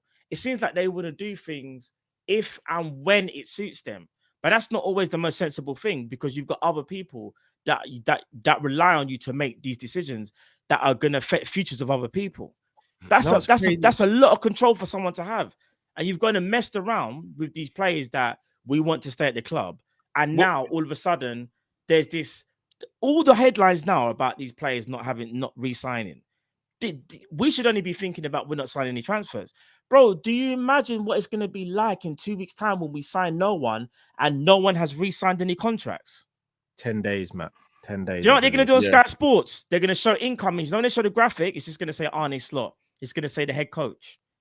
It'll be the first time in history they've had to use a head coach for an incoming transfer for a club because they really should have given Salah a 3-year deal with a year extension. That's the club's decision. Yeah, they really should have. Here's the killer though, boys. We're thinking about players who expire next summer. What we should actually be doing this summer is looking at players who expire in 2026. That's Sepp Vandenberg, Kelleher, Robbo, and Ibu. So this time next year, them are going to be in their last year of their contract. They'll have no issue with Robbo leaving for free. Bruv, who was you the think other they're going to ones? think about them players? Sepp, Kelleher, and Ibu. Ibu's the one we got to worry about because the others, obviously, Kelleher will be gone before that, I reckon. No, you're not deep in it, Drew. If we want to start making profit on some of these players, you either extend Kelleher and tell him that he's in your future plans, or you sell him now while he can still get good money for But here's the thing, Cal. Do you know why they don't see it? Do you know why they don't see that as saving money? Because if they give Kelleher a new deal, whatever the deal's worth, they'll look at it like this. So let me give you an example. He's got 2 years left, right? So if they give him a new deal and it's 4 years, so he goes back to having 4 years, you protected the asset, right? But if in 4 years' time he hasn't left, then they're going to see those extra 2 years at whatever it is wages they're paying him as money lost, because that's just how things work, isn't it? Because that's how they'll look at it. They'll look at it, well, if we give him this much wages, then technically we're spending money. We're not gaining money, because they don't think, well, he's going to go. They think, what if he doesn't go and we have to pay this whole contract out? That's the reason why they wouldn't give Salah more than 3 years, because they'll be worried that if he doesn't perform at a high level as he has been in his older age and they can't move him on, they're getting no money back and they're just spending money. That's how they'll see it. All right. You get what I'm saying? But they can also look at it as we have 3 generational, arguably, talents that have played for Liverpool, yeah? And they have all exceeded all expectations. Salah's longevity should have never been put to question. Yes, you can still see he's on a decline, but his decline is still to the point where he's still so important to Liverpool. So I don't even think that should have even been an issue, in my opinion, because the same thing would have been said with Ronaldo and Messi when they was at Real Madrid and Barca comes to the twilight of the Chris, but because their longevity and their endurance for them to play that long, the club didn't mind to a certain point until they actually got to the point where those clubs aren't tight, right? That's why. I know. But what I'm saying is this: Salah's an anomaly. Whoever we sign will never be. You don't have to convince me, by the way. I'm just telling you why I think they did it. This is just to respond to what you're saying. This isn't to respond to you exactly, but to respond to if this is how they're thinking. Salah is an anomaly. Like, he's actually an alien. He's averaged about 30 a season since he's arrived at Liverpool. Remember, we went through it, yeah? Just on a rough average, which is insane. Virgil van Dijk, if it wasn't for the injury, I can tell you now, would look even better than what he is now. Like he would be even still close to the older Van Dijk, sorry, the younger Van Dijk, sorry. But I would say that injury took a little bit off him, if I'm being honest. But he's still an exceptional defender. Now you go to the most intriguing one out of all of them, Trent Alexander-Arnold. I don't know any star boy at their club where their contracts get down to a year. Saka's contract is fine. Foden's contract is fine. Palmer's contract is fine. But ours ain't. We've known about this for a long time. And I don't care, bro, if it's Jurgen Klopp, Schmatka, Edwards, Hughes, Ward, FSG, the business should know that is one of the most valuable assets in that club. We need to make sure he is locked in. But for him to be locked in, we need to present a project where he's going to feel able, where he wants to stay. We haven't done that. Yeah, City might win the league again now.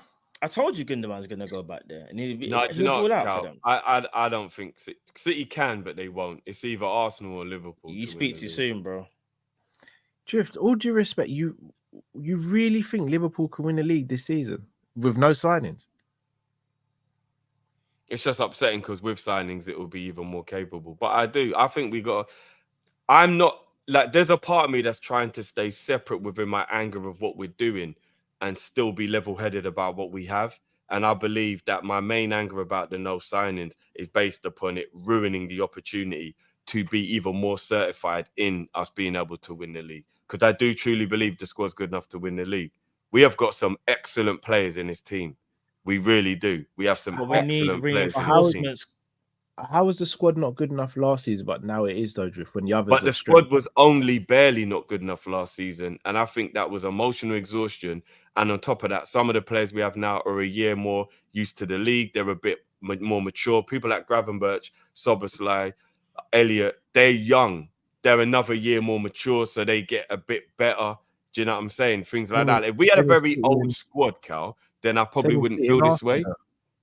Same with City and Arsenal, and they've actually added to the strength of their team. Of course, and that's why they're also capable of winning the league. So yeah, like I'm not saying they can't win the league. I'm not sitting there saying we 1,000% are going to win the league. I just have a feeling we're going to win the league because I just look at the squad and I think last season the only reason we didn't win the league, in my opinion, was the injury crisis / the emotion of Klopp. I'm leaving, and I think it just got a bit much. And there was a lot going on that I think we underestimate affected the players. Knowing people are leaving, knowing people are going, knowing there's going to be big change. Those things in the back of people's minds can be distractions, can mess people about a bit, etc., etc. I look at it now, and I think to myself, if Slot implements a system that allows the players to get used to it quickly, and then there's no more unsettlement of the future, who's going to be here in the hierarchy, the manager, etc., etc. Another year down the line for people like Szoboszlai to be used to the league. So, and again, Szoboszlai is a perfect example. Szoboszlai basically gave us nothing from October to the end of the season. Give or take maybe the odd performance, but if he even is half better than he was last season, already that's a massive improvement. Do you get what I'm saying? If Núñez scores even 2 or 3 chances he missed last season, if Diaz scores even 2 more, even if there's even a 5% increase on some of these players who are capable of these improvements. God willing, Jota doesn't get an injury or he's not out for as long, so he's available for more games. Elliott is about to go to another level, I reckon. Gravenberch is about to show his worth of why he is a good player. Now we've got Bradley, a year older, back in the team. Like, there's so many things I look at. Kwanzaa, another year's experience. There's so many things I look at and I just think this squad is so good. Like, I can't help but just think how good. So you think we'll win the league? You think we're going to win the league? I do think we'll win the league. I'm just annoyed they're not doing what it takes to make it a guarantee. I don't think we're in the league. I think we're still a good team. That's fair enough. We're still a good team. We're still amazing. I think we're probably the third best team in the league. And I think the others are ahead of us for a reason. I don't think me personally... Where's the guarantee that Arsenal can keep up what they've been doing? Do you get what I mean? Like, there's things like that. Like... No, I agree. But what I would say is they have stability. Arsenal is motivated now. Where's the guarantee the players that didn't perform last year are going to perform this year? Well, let's be honest. We've got the new manager bounce. We say this a lot about other teams. It's the new manager bounce. The new manager bounce never lasts the whole season. It doesn't. It really doesn't. Well, it does if you're like a Conte and you're actually good. Do you get what I mean? So if Slot is as good as I'm hoping, Conte brought in players, bro. But Conte, yeah, no, there's a difference guys, in Conte and Slot, though. I'm not saying it's a guarantee we're going to win the league, and I'm Like, also not Conte- saying that we Conte shouldn't be wouldn't have won making the- signings. Conte wouldn't, but that's what I'm saying. Though Conte wouldn't have won that league that season if Kante, Alonso, David Luiz didn't come in. He wouldn't have. He simply wouldn't have. I don't, Because they were bro. 3 of his best players. How are we? Yeah, I don't- I mean, even- and I hear that. No, but that Even with the Chelsea coaching, team- how are we that better Chelsea than had- City? That Chelsea team before he bought those players, I think, had more issues than we have now. There's not many issues in our squad. They had won the league the year before that. Yeah, but that was because Mourinho's a genius. So they had title winning players already in the team. We And don't so have we. not from 4 years ago, Drift. No, but bro, they're still winners. We've won trophies ever since. We won the domestic double. We won. I'm talking about the they're league. still winners. They still know how to win. 4 years is a long time, Drift. Not just that as well. I think we forget how the first part of the season was different to how it's going to be this season. We've got Champions League this season.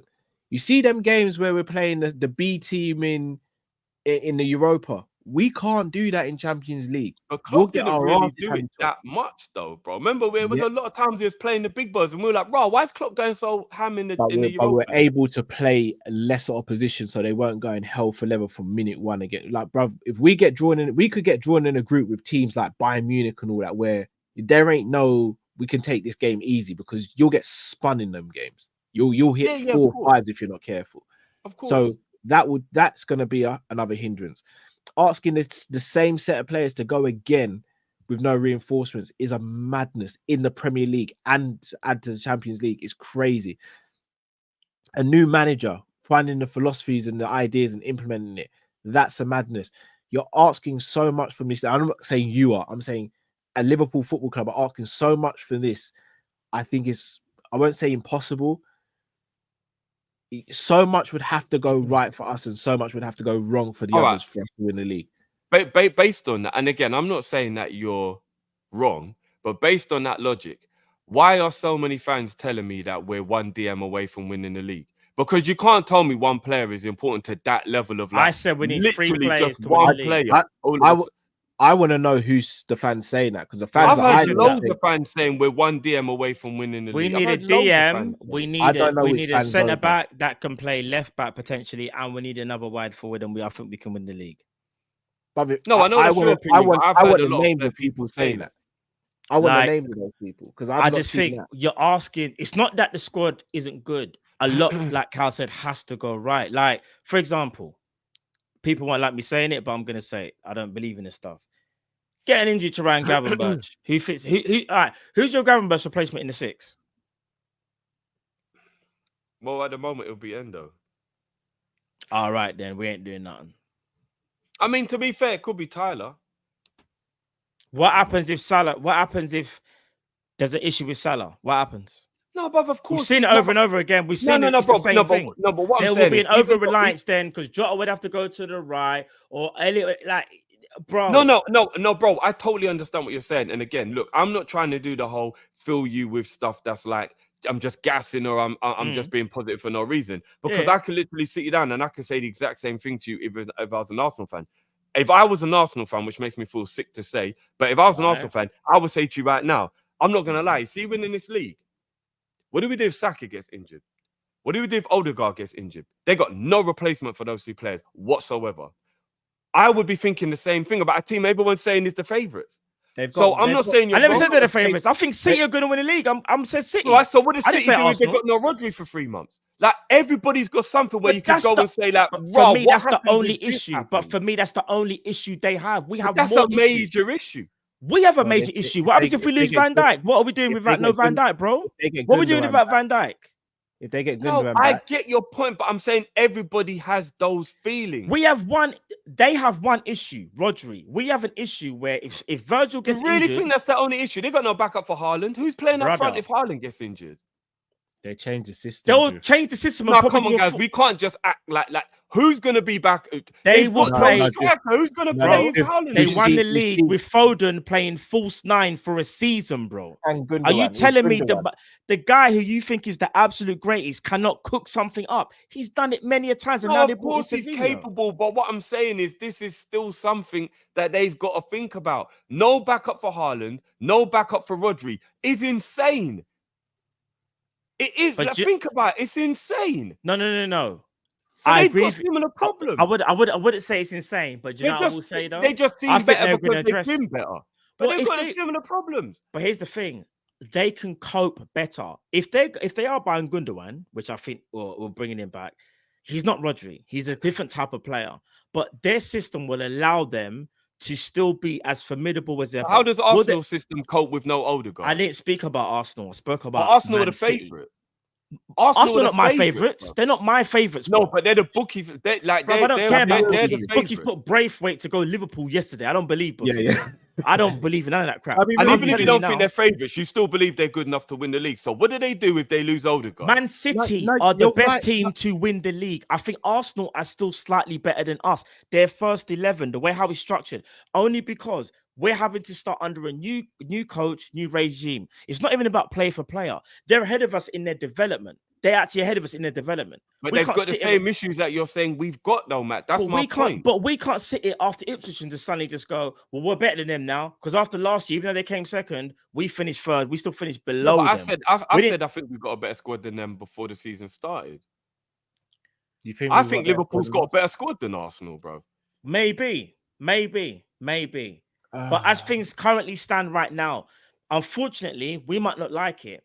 I would have to sit here and say, as things stand, they are still probably better than us.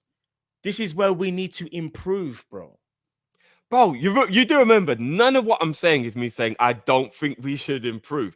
That's what my anger is in the transfer. We know Do you that. get what I'm saying? That's not even a question.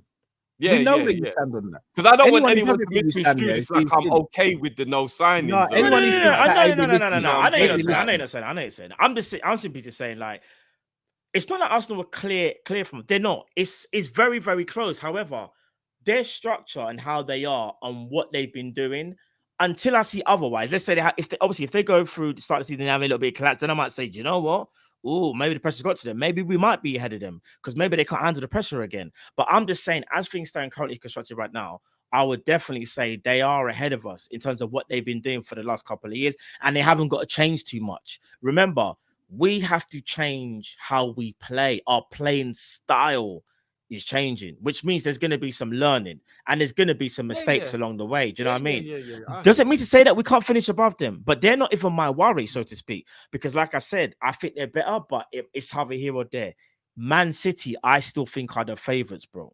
I know what you're saying about Rodri and I know we Haaland. disagree on that, but Yeah, we're just going that. But I just think defensively, they don't even need to worry about defense. I understand the Rodri thing, fully hear you, but I reckon the system change, they can cope, maybe for not long periods. Haaland, I think they actually changed, they tweaked the system, and they'll probably put Foden false 9, and they'll probably have like Bernardo will play even more prominent guy for. Like, I reckon they would make it work. And this is the thing with Pep. Pep is a madman. Everyone would write him off because he's got no Haaland for, say, like 4 months or whatever. And I don't wish injured anybody, by the way. But if there's one manager that will make it work, it will be him. Of course. It will be him, bro. We've seen it. But again, he's still entering unprecedented grounds himself, even though I think he's the GOAT. He's never done 5 in a row. He's even in uncharted territory himself. I don't know if he's even got the motivation within himself. Do you know what he said, though? But this is what Pep does. He's the biggest, like... He's a winner, Drift. He's got that motivation. This is what he said. No, I hear that. When people talk about the Premier League, I don't feel like winning. He looked a little deflated when he was talking. He said something about, but towards the end of the though. season, yes, I think I will feel like that. He trolls, bro. He's a professional troll. He's obsessed with winning. I do think it's his last season, which means that they might have that whole thing of they might get emotional for them as well. I don't know. I'm just saying. A lot of teams have a lot of issues that we're worried about. They don't play emotional football. No, I know they don't, but surely they will get a little bit emotional if there's things like the manager leaving, De Bruyne leaving. There's still things that can make them, like, emotions can still get a better review regardless. It's what Pep specializes in, is removing the emotion out of it. Hence why I he can know, go but to Stamford yeah, Bridge and play the removes the same style of emotion. football he'd play at the Etihad. So was City your favourites, Cal, for the league? No, I've got Arsenal to win it. So Matt, you got City, Cal's got I got Arsenal. City to win. City to win. But that's on the premise I think Arsenal will add still before the end of the window. But what if they don't? What if they just get If they Calafiori don't, if they don't, it's 50-50 between them and City. Because I think the only position on the field that both of them are unquestionably better than us is defence.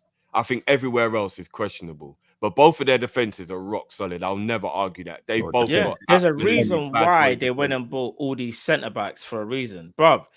I Listen mean, to even if you don't think that their starting midfield, you wouldn't say is better than ours? No, I'm talking squad, like everybody included. Squad, not just first 11 squad. I don't even know who starts in their midfield anymore. Like it's just Arsenal. Rodri and whoever plays there. Oh, Arsenal's starting midfield, I mean, it's pretty ridiculous. Their Partey's not the starting same. midfield Because is you probably say better Rice than and us, but I don't Odegaard, think their innit? squad midfield is better than us. If they, well, this is again Rice on the and premise that Odegaard. Moreno's coming in. If they get Marino, Yeah. Rice, and Odegaard, that's a flipping good midfield. What about their front line? Do you think it's better than ours? Oh no, the front line's not. They need a striker. I've said this for a couple of years. Martinelli's not the guy everyone thought he was. He's just I not. think Martinelli will have a good season, though. He's not that guy. He's head down and run. I think Trossard is better than him. Trossard is their version of Jota. I think Yeah. that's paying Trossard a very big compliment, though. No, I never said he is Jota. He's their version of Jota. Mm. He's a B-Tech Jota, isn't it? He's a B-Tech Jota. Yeah, no, I'm not even going to disrespect. He's not Jota. He's obviously not better than Jota. Yeah. But I know what Cal means, though. Yeah, He I comes mean, up to be clutch fair, with they've still. actually got 3 strikers at the club still, if you include Havertz as a striker. Listen, I Remember, don't want Jesus to and speak Nketiah on are him because still he's actually. I think he actually might do well. This is why I don't want to speak on him. I'm not going to. There's say a that. difference between doing well and being a bad man, though, isn't it? Like they're gonna talk No, like that's he's a bad true. man. That's true. That's true. But That's true. statistically, he probably will do well, but it still don't mean he's a bad man. Havertz is never. No. I never say he's a bad Is man. But I there a just think tap to me that lets them down? Saka's brilliant. Trossard's not really a winger, so he like for me, I don't understand why they don't just go all in and play Trossard as the number 9. Personally, Oh, is that what you would do if you was them? Yeah, yeah, he's their best finisher. I've never thought about who's their best finisher, to be honest. He's their best finisher by probably like, not. hey, So he's is bro, Trossard a fit better with- finisher than Nketiah? are you asking me? Yeah, Nketiah's not that crap at finishing. But he's not Trossard's Trossard. Trossard is a better finisher. I mean, especially right, he's mate, more Right, two-footed as right well. and left foot drift. Trossard's a good finisher. He's more clutch than Nketiah.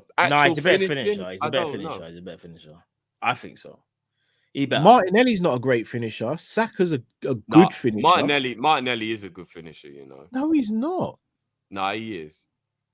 Like, how many Martinelli times do you ever basic, see you him know? in on goal and he misses? Like, he's pretty clinical. Martinelli basic. I've been saying this for a while. Martinelli's basic. I think his style of Martinelli was play- the one getting the highest numbers until the season just gone out of their forwards, you know. Yes, when teams were playing high line against them, and just like we say about other players and all that, the moment teams started playing the low block against Martinelli, what was he saying? That is very, very true. But he just I had a can't lie. bad season.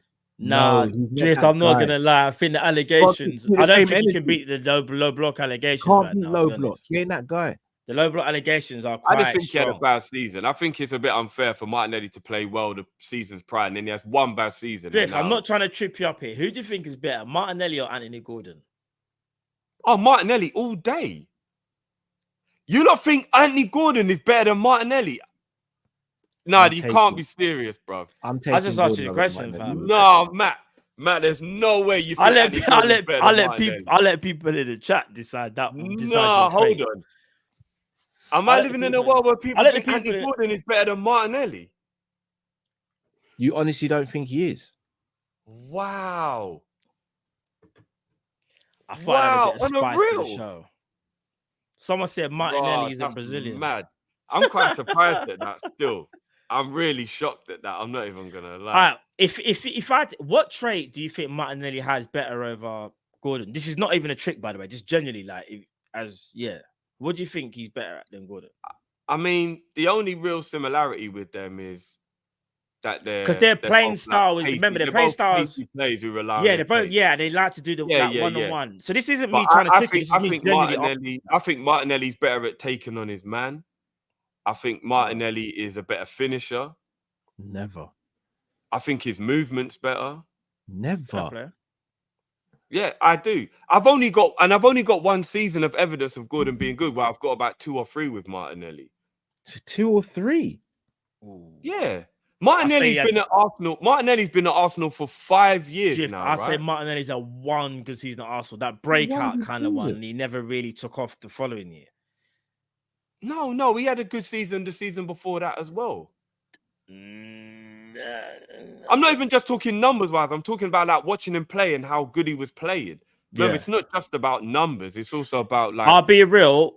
I reckon, and I could be wrong here, I reckon Gordon might get better numbers at Arsenal than what Martinelli's but it's not getting just now. about numbers. That we're saying who's the better player. Like we're not just going to do the numbers thing. No, like, but I think, but I'm being honest. I'm being genuinely honest. I don't really rate either of them like that. You know my thing already.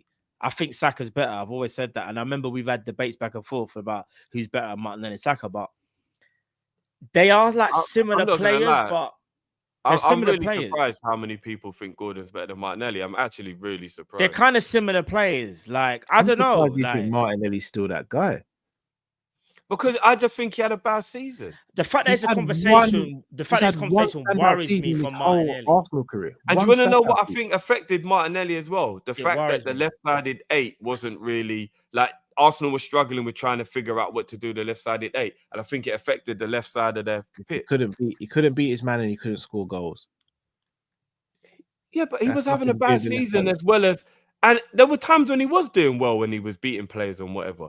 Let me see how many goals Martinelli even got if you want to do the stat thing. What was his 2 biggest claims to fame? And that goal he scored against City was deflected, and the goal he scored against Chelsea when Kante slipped. They're the 2 biggest claims to fame he's got. Martinelli's basic. If his name was Martin instead of Martinelli, no one would really give a damn. Martin. Let me just have a look. He got 8 last year, Drift, in all comps. He got 8. Got 6 in the league. Year before that, he had the breakout 15. Year before that, he got 6. Year before so he got 8. 2. Yeah. So last season wasn't that great. He got 30. His GA was only 13. Yeah, that's not great. But like I said, I think he just had a bad season. I'll be real though, Drift. This is all competitions just to help him out. 10. The season before that, he got 21 GA, which is good. No, but hear me out, Jeff. Hear me out. I'm just going to do goals because I haven't got the assist thing. Just quickly hear the goals, yeah? 10, 2, 6, 15, which is the best one, 8, and that's it. So altogether, it's got 41 in 175. But again, I'm not just basing it on stats. I watch Arsenal. No, that's true. And Martinelli's a good player. I'm not just going to go off his stats. Do you get what I'm saying? No, I'm not saying. Who's better at Martinelli and Matoma? Oh, boy. I personally would rather have Martinelli. Matoma all day. I'd rather have Matoma, All day. I personally would rather have Martinelli. But if you say Matoma, then that's fine. Better footballing IQ for me. Man. Martinelli's got no footballing IQ. No, I think that's harsh. Matoma's better than him, I think, personally. Personally, I would say. I think that's harsh. Let's have a look at Matoma's stats. Even my brethren, who's an Arsenal fan, my brethren's an Arsenal fan, literally says, bro, I kept on saying, no, Martinelli's decent. He was like, bro, Martinelli just runs with the ball head down. He goes to the games like he's a season ticket holder. But I remember when people were comparing him to Saka, I was like, what are we doing here? He was like, bro, everyone just thinks because he's quick, they're like, bro, they're fed up with him. Saka is clear. Yeah, it's not a debate still. If Arsenal go and get a sick winger and a striker, the league's in major trouble. Imagine if they wouldn't got I know he's staying now. Imagine if they would have got Williams at Atletico. All right. If you want to do the stat thing, I know we got his injury, which left him out, but he did make 26 appearances before his injury, Matoma. He only got 3 goals. Most he had a mad injury though, didn't he? Matoma? No, but what I'm saying is he still played 26 games and he only got 3 goals. The season before that, he played 41 games and got 10 goals. Like, Matoma's good, but let's not act like he's some goal machine. He plays for Brighton. Martinelli's at Arsenal. Come on, guys. We can't always do. And then the season before that, he got 8 goals. I like Matoma, but hold on. Who's better on the eye, Martinelli or Matoma? That's not even a Who's better on the eye? Matoma's probably slightly better on the eye. Slightly. It's not even close. I think Martinelli's good though, brother. I see Martinelli causing havoc, beating players. Like, the only person who causes havoc, I even say this, the only person who really causes havoc against is us. That is true. And then when Ibu goes on that side, it's a wrap. Yeah, Ibu's not, because Ibu knows how to do it. I know you're going to kick the ball and run. I'm not going to go this ham to defend an Arsenal player, so let's. No, I understand that. I think you overrate him, but you might say maybe I do. I do. But big up the chat each and every time. Big up Alex. Klopp leaving put a stop to contract negotiations, man. No. You read this one. Apologies, people. Sorry, I'm tired now. Apologies. H, real talk. Any of them one got ties with them Nigerian uncles? I ain't judging if we can.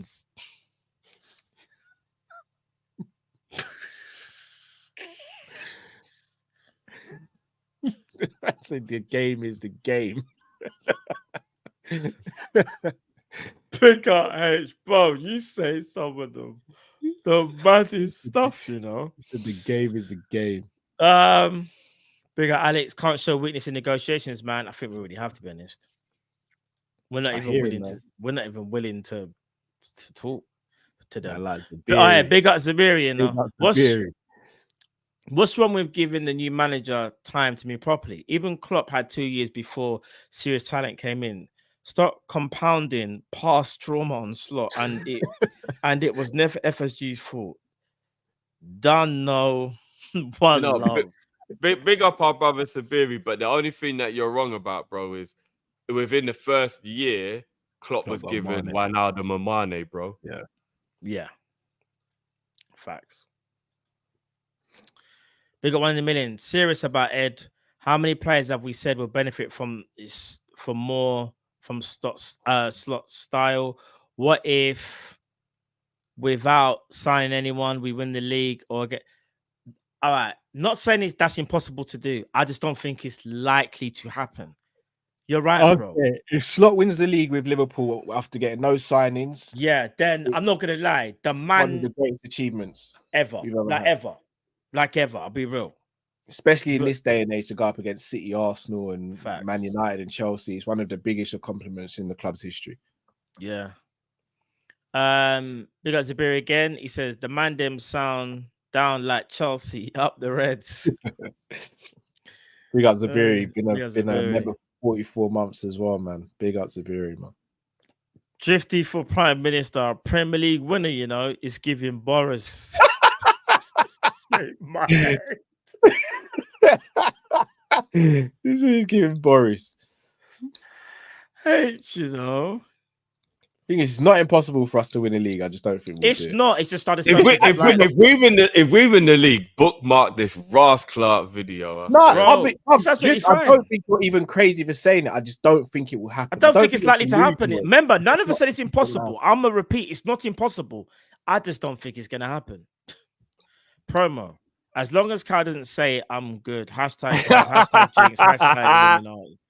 Bro. That is harsh. That is so harsh. Damn, son. So let me just ask you, look, do you lot believe we can win the league, as in like talent-wise? Do you think we're good enough to win the league? Sorry, Drift. Drift is cooking. The stove's off.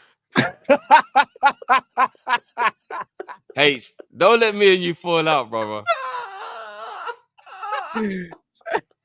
Don't let me and you fall out, bro. Bro. No. Are we? Do you not think we're good enough to win the league? Remove this Ross Clark comment from the screen. What? Sorry, bro. Sorry. Are we good enough? Yeah, no. We're good enough, but bro, we haven't got reinforcements. Like basically, I said, if Gravenberch gets injured. Enough. We are good enough, though, right? Everything would have to go perfect. Shall I tell you what it is, Drift? It's like leaving out. Many things would have to align together. Well, we don't need. It's like we've got a 25-minute journey in the car, but we've left out with 20 minutes to get there. We can do it, but everything has to go our way for us to get there on time. Hit one bit of traffic and you're in trouble. Anything, even a red light, Matt, standard traffic light. Yeah, we're in yeah. trouble. Well, H has just offered me free Cinnabon for life if we win the league. That's a mad thing still. Wait, bro. Because H doesn't know how much I would rinse that. Okay.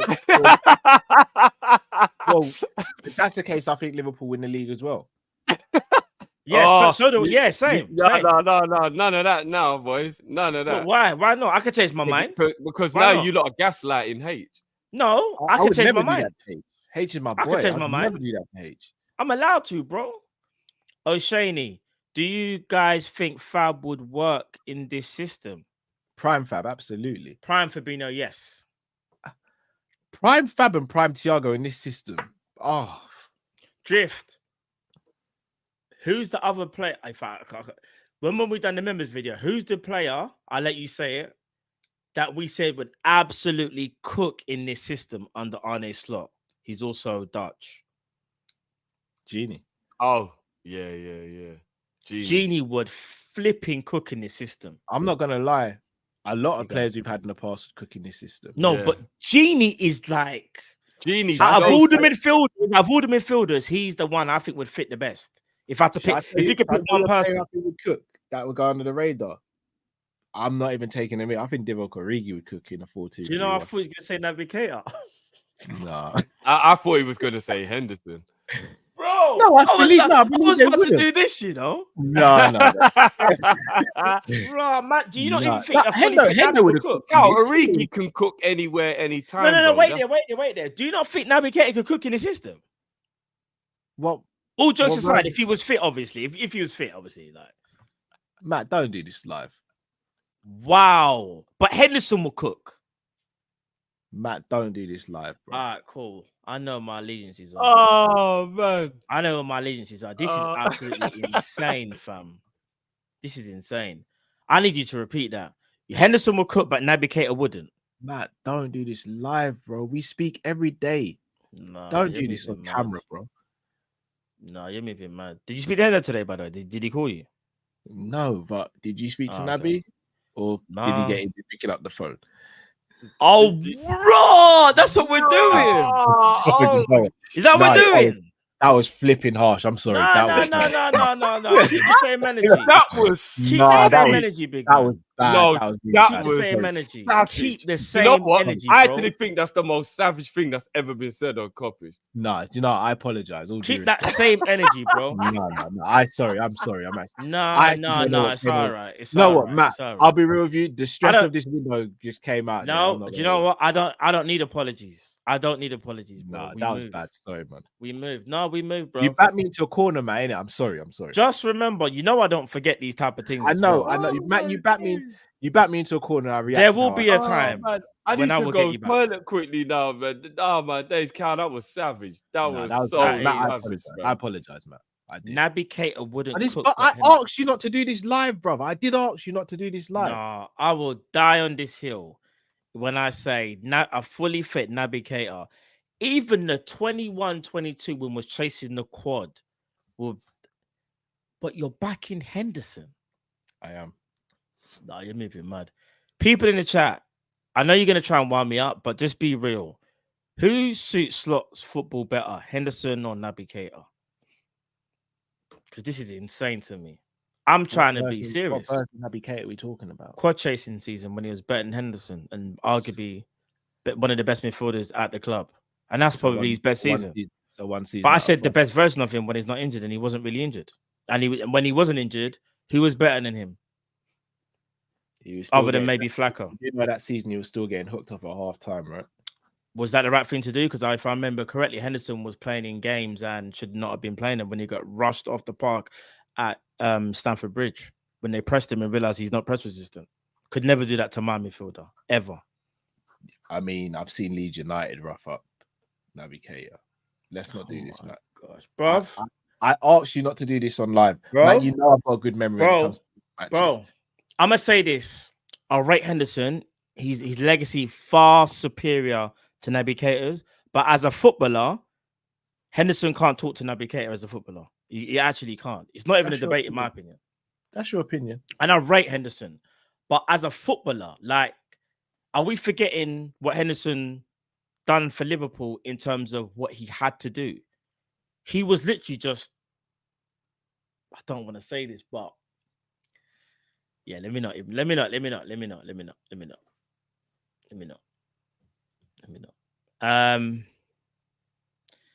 Do you guys think Fab would work? Yeah, Oh, no. we did this one. Yeah. Fab would. If we had a prime Fabinho now, I'd probably say we are one of the favourites to win the league. Yeah. Facts. Hold on.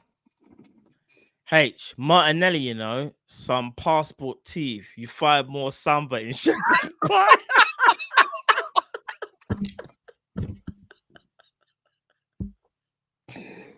No. H is actually on fire today. No, H I can't even lie. H is the GOAT. I'll save that for when Drifty. I know. I'll wait for when Drifty comes back. I reckon Drifty saw that comment and was like, yeah, now's the best time. Yeah, I'm ducking out here. Yeah. H is the GOAT. H, you know. Big up Michael Jordan. Guys, who's winning the Champions League? I don't think Madrid will. I think Madrid will. I can't see past Real Madrid. Everyone looking at their result. Big up for those that joined me on Tifo on my channel yesterday and the Tifo watch along. Real Madrid did draw. Just teething problems. If you think they're not going to win, they might not. But I still putting them as heavy favourites for La Liga, and I still think they're the team to beat in the Champions League. They will get it right. If it's not them, I'm going Man City. Yeah, probably. Drift, I'm so glad you returned. Martinelli, you know, some passport teeth. You'll find more Samba in Shepherd's Pie.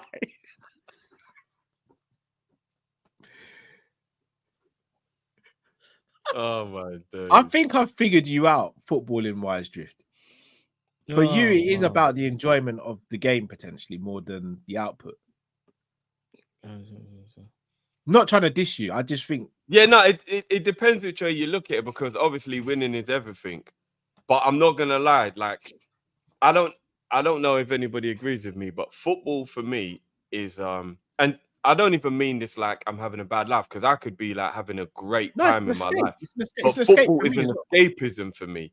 And when I'm in that escapism, I want to be entertained. I want to enjoy it. I want to love what I'm seeing. So I'm not one of them people that's just like regiment, like nothing else matters apart from the win. I'm like, no, I've waited all week for this. I want to enjoy this. Like this is part of my enjoyment. And so, yeah, like I said to you, bro, I think it's a lot more important to me than it is to other people to enjoy football. I agree. Remember when I was saying, because me and you, Cal, went back and forth a lot on this when we was talking about the manager, and I was saying I need the manager to be likable and have that profile. And you was like, bro, if he wins, I don't even care whether I like him or not, because I just want to win. But like, no, like I want to enjoy listening to my manager's press conferences. Like, do you get what I mean? Like, I get fully invested like that. Like, I don't know if there is anyone that's like that, but yeah, that's just how it is. Like, I want to be like, you see Slot already.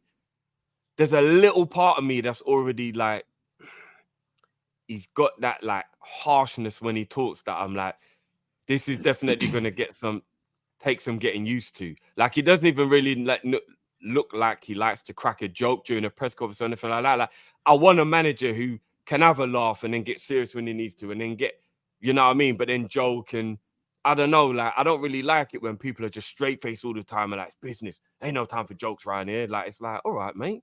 Jesus, who pissed in your cornflakes? Do you know what I mean? Like, so yeah, I don't know, man. It is about enjoyment for me as well, still. Fair dues. So yeah. That's your preference. Fair play. 1 in a million. If we win the EPL, Edwards versus Klopp debate gets spicy. I wouldn't say so. I don't know how that would make it spicy though, personally. I think the Klopp versus Slot debate could happen, but yeah, it wouldn't be Edwards. Edwards can't say anything. Yeah, I don't. Yeah, that's a bit. That's like someone taking all the praise for someone else doing all the coursework in the group project. Like, no, for real. Big up Michael Johnson. English UEFA Champions League final again. 2 of City, Paul, and Arsenal. We ain't getting to the Champions League final, in my opinion. We have the capabilities, but I just don't see it. Again, so much would have to go right. I just think the squad, if it with too many, I don't know, man. I just worry about injuries and everything there. I say this, it's not even about the injuries with Champions League. We're not ruthless enough in front of goal at the moment. Yeah, not right now, we're not. The only one that's ruthless, I'd say, is Jota. And even he, I mean, it's the first game of the season, and obviously Salah can be at times, but I think it relies heavily on them two this season, personally, for me. Imran, Naby got knocked out by grass. What's he gonna cook? It's true. Yeah, I don't know, man. Naby's version of cooking is boiling water. I don't know, man. I don't even know if it's boiling water. Man, just breathes over the stove.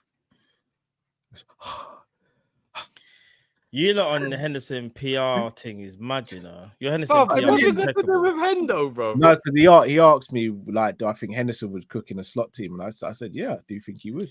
I don't. Right. You know what the problem is? Man? I think there's too. What it is, I know you lot banter, yeah, and you lot banter too much.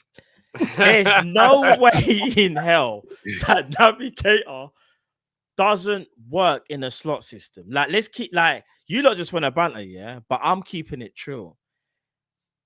Naby Keita was a more technically gifted footballer than Henderson, and used to play in a pivot for Leipzig, right?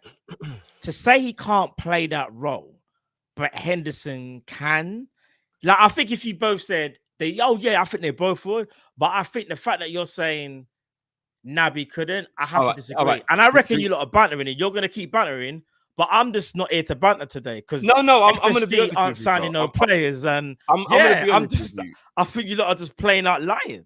I hope this doesn't come across too harsh because I actually really like Naby. I know we do all the thingy, but like I like Naby. It's shady. What we're saying is shady. Speaking. But here's the thing: the quote that was used was at his peak. So Genie at his peak, this system it would be sensational. Flacco, as the super chat asked, at Flacco at his peak, would it? And it was like absolutely at his peak. He was the best DM in the world, arguably. Do you get what I'm saying? What was the quotation season? What's it? 22, 23? 21, 22, I think. What was it? 22? That's the season. That's the Naby Keita season. No, but here's the problem, man. That's the season. If we're gonna use the specifics we've been asked for the question, yeah, Naby has no peak, and that was at his peak. That wasn't a peak, bro. If that was a peak, if that was a peak, that was Beulah Hill, fam. You know what? I don't even know why I'm bothered. You're so disrespectful to Naby Keita. So the love, and I get it. Henderson is a captain. I get it. The love that Henderson gets compared to other players that are nowhere near as good as him. That's crazy. And this is why, chat, when I start to fry these lot in other shows, I don't want to hear nothing. I don't want to hear nothing. I said, be serious for 1 minute. Let's have a footballing conversation. A man just want to make a joke. I'm done. I'm actually done. I know I'm done. I'm done. We can't have because listen, 21-22, Naby Keita was better than Henderson. Why can't no one give me a real footballing conversation? All right, 1920, Henderson was at his peak, right? Was Naby ever had a better all right, is Henderson press resistant? Yes or no? Not as press resistant. Is he technically gifted? Yes or no? Can he drive past players? No, he can't. We're talking about a system. Naby, all right, the biggest way for me to say this, and this is me speaking football now. Like we've done the jokes. Naby Keita is talented enough to play in a Man City team. Henderson couldn't play in a Man City team. We can joke about injuries. I'm talking about style of play and how technically gifted they are, and how they play football. Naby Keita can do things that Henderson can't, bro. Henderson just has this endurance over Naby Keita. What do you think? What do you think Henderson is better at than Naby Keita, in your guys' opinion? I think this is not banter now. This is just general. This is football talk. Let's have a football conversation. He's a better passer than Naby. He's a better passer. Better cross, cross, better better long pass. range passer. Better crosser, better long range passer. You used to say he spam crosses, so you can't even say that. How many times did you not used to say he's just a spam cross, but apparently now he's a better But we crosser? say Trent spams crosses. And No, he's wait still there, good. wait there. One thing we said on this channel many a times, Henderson, we used to hate it. Inside right, he's looking But for the that cross. doesn't mean he can't How cross. you used to beef drift about, oh, I'm so sick and tired of Henderson crossing. He's not even No, good I at crossing. All he agree. does is spam it. Am I lying? Or should we No, get I- Jamal? no, I- Should we get Jamal to get the tapes? So do you think Why we Naby get Keita is a Jamal better to cross? Do you think Naby Keita is a better crosser of the ball Naby than Henderson? Keita is a better passer than Henderson, full stop. Short range passing. No, He's not a better no long range chance. passer. No chance. I don't understand the PR the man gets. No, I'm not even no. trying to like. He's a better. Henderson had a better. He's got a better variation of legacy. He's passing got a than better Naby, bro. legacy. Like he's got a better legacy. Like No. legacy. He's got a better No. legacy. You know what? I would even say it's arguable. Henderson's got a better shot than Naby. Yeah. He's got What? a better pass than Naby. Are you He's better at insane? headering than Naby. What Naby Exactly. Keita left foot He's- volley. he's got better Is that what we're tactical doing? awareness Naby than Keita, Naby. Atletico He's more Madrid, he's outside more of the boot. flexible in What are we different roles in doing? the team than It's Naby. mad. I get it. Naby Keita is not going to get the same PR as a guy that faked that he was going to leave and Jordan get a Henderson transfer versus to Jordan PSG. Henderson versus We're not Chelsea. going to. Well, this PR is Jordan Henderson insane. versus Yeah, bro, Burnley. you're not willing to It's listen. insane. The PR No, is you're just not insane. willing to listen, bruv. No, Bro. honestly, bro. Bro, I say it. Henderson, when he started picking up injuries, was even worse of a player. But we're gonna sit here We're and talking say, about when he was in his 30s. bro, you do realize after about, I would say when Henderson got to about what year was it? 21, 22 season, we all started to say he's declining, I would say. Yeah, but he was 31 at that point. Naby Keita, that was his best season. Yeah, but For Naby Keita Liverpool. was 31. No, I'm not Naby saying was only that. like 26, and the most he gave us was that. Like, but again, come on, man. no, but again, no. But again, I think Naby Keita left the club at 28, Cal. here I'm about to say, in Like, the club Naby, era, I don't even know if Naby's 30 yet. Like, I don't even think Naby's even 30 all right, now. this is what I'm saying. We're running. How old let's is stick Naby to foot- Keita now? Let's stick to the foot. All right, let's stick to the football rather than the jokes, because I'm actually trying to have like proper debates with you, damn, man. you're right, Drift. Do you get what I'm saying?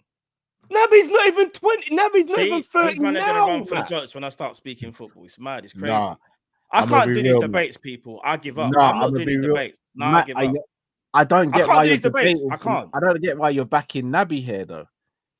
Bro, I asked a question about who would fit in a system. You man are blatantly flat out lying and won't admit it that Naby Keita would do well in a slot system compared to a That Klopp wasn't a- system. No, you Not said only would that- Henderson be able to play in a slot system. Yeah, I and you I said, could do it. and when I said Naby Keita, what did you say? I said, what You man version started of Naby? making jokes, Because what version of Naby? This is what oh, Bob, I can't be bothered. I genuinely can't be bothered. I can't be bothered. The majority of you lot win. Remember that a lot of the chat don't like Naby Keita, you know. We have to keep it above. I've got I nothing just against think Naby. The they're bias frustrated is at his injuries. insane. It's not about not liking And him. you There's lost nothing to Henderson not PR like out about of Naby. this world. I can't even lie. There's nothing to not like about Naby. It's just the injuries. I think people are just annoyed at the way his No. career went. Bro, I've said this, his injuries, but I said in a slot system, do you think we could have got a better Naby Keita? Can he play in a slot system? You lot didn't answer the question. You man started running joke. I don't know, man. I don't know. Naby Naby at his absolute best could play in a slot system. Yes. It's absolutely mad. Bro, even Right. 21, 22 Naby could play. Bro, am I making this up? NFT midfield. Am I making this up? Did I make that up? I didn't make that up. You didn't make I it did up. not make that up at all, by the way. But how long did the midfield play together? And whose fault was that? No. Oh, we can do that. I'm just asking you questions. Who fault was No, that? we can do no, but on a real, how long did they play together?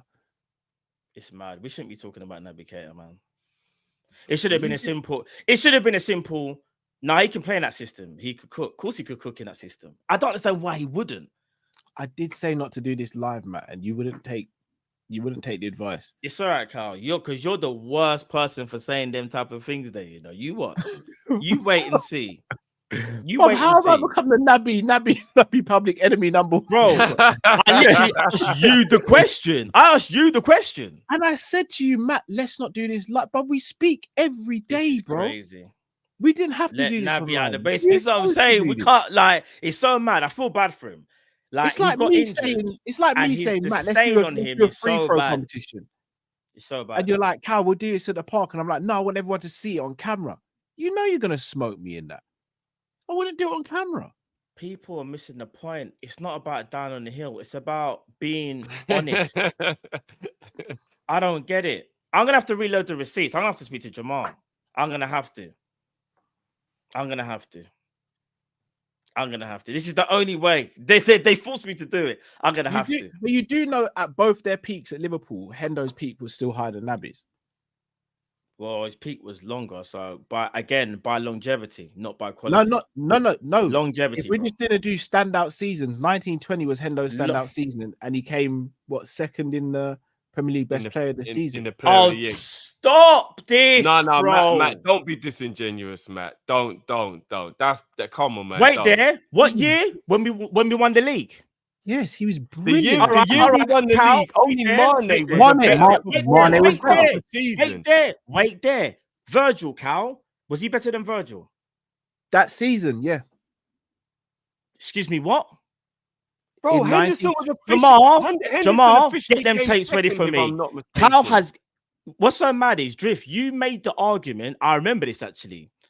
You made the argument that you think Henderson should have been in to win the win that prize or whatever. Yeah, 100%. Me and Cal was dying on the hill saying although he had a very, very good season and he was very, very impressive, he wasn't better than Virgil, he wasn't better than Mane, and he wasn't better than Salah.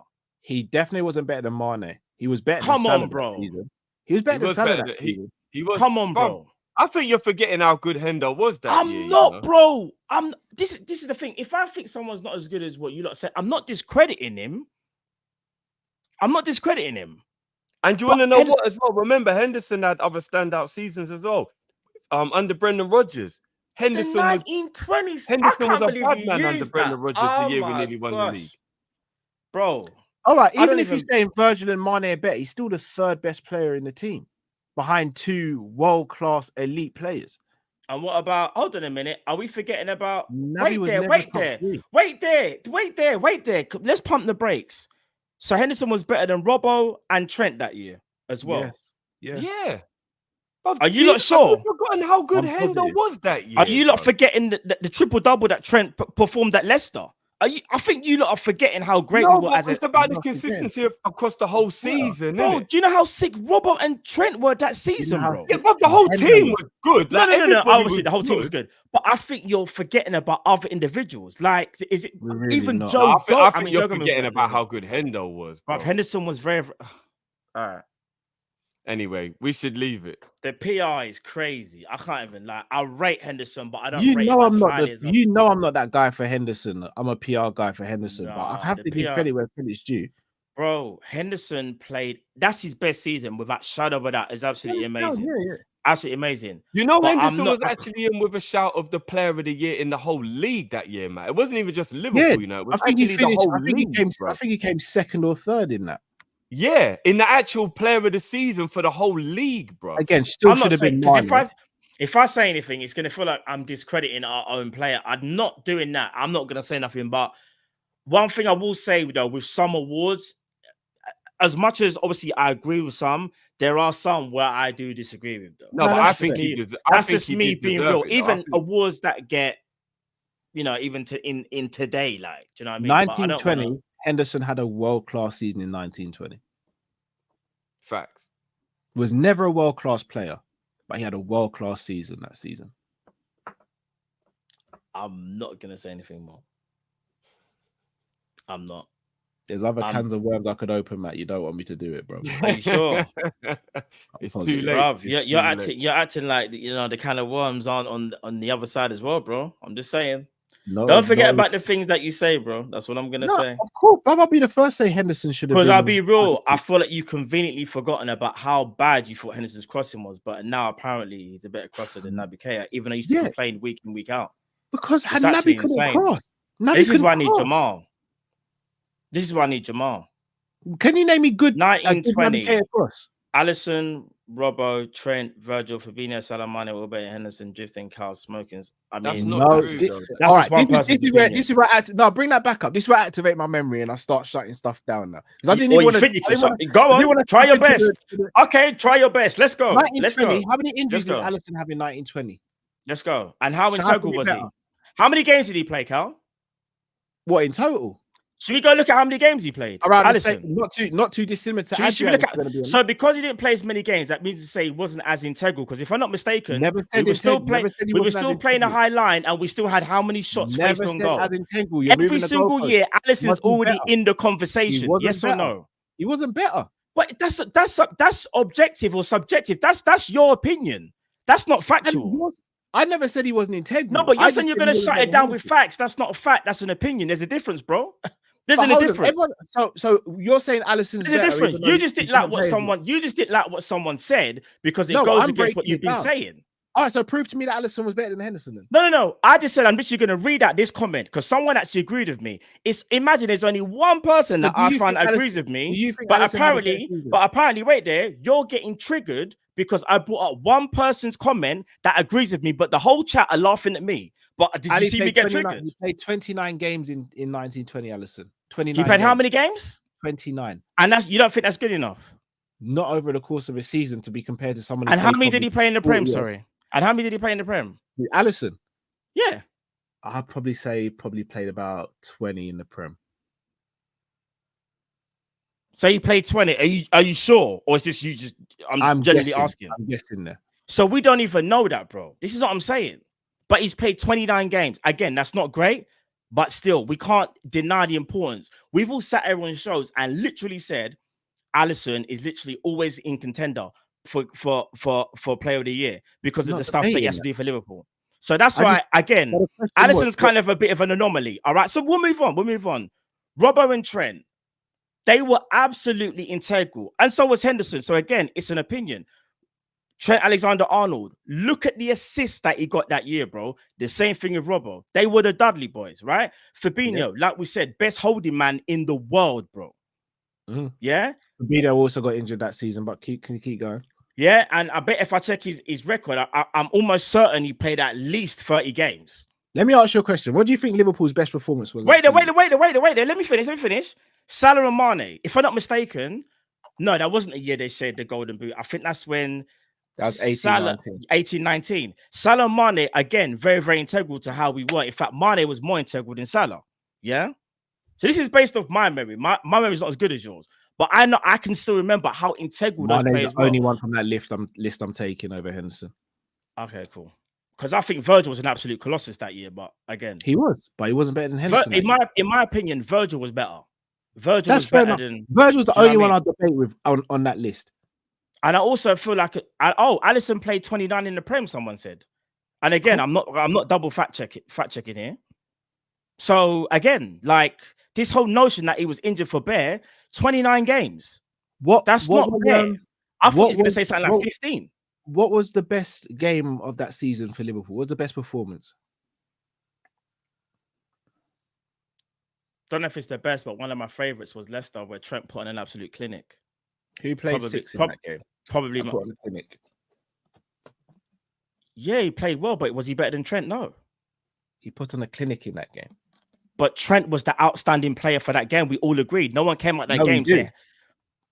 But he's played in a different position to what he was asked to play. I'm going to say this, yeah? I'm going to say this. This is not, remember, when I say these things, yeah, I'm actually remembering what we said as a channel, bro. When we finished in that Leicester game, yeah, we all went and said, oh my days, Trent Alexander-Arnold.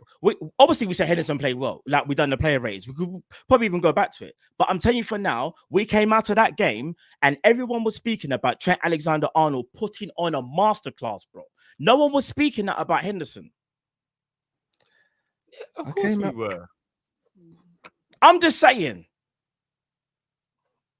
Of course we were. I don't think so. Anyway, let's just move on. You know what I mean? But again, remember the general consensus is people don't even agree with me. This is the thing. I got one person's comment, one person, and I'm having to defend. You know what I mean? So let's move because I know what the chat's gonna be like now. The only thing peak about Naby was the injuries. See, there we go. See, it starts again, bro. I was literally defending. Promo WrestleMania 41. This is what I mean, bro. You lot are just like loser meets Matt match. Nah, you lot are actually just taking the piss. I can't even lie. Big up Promo, man. You lot are taking the piss. I'm done with you lot today, man. I can't even lie. You lot taking the piss. Look, I'm looking at all the comments. Look at the comments, bro. As I can't lie, Matt is cooking a bowl of cereal.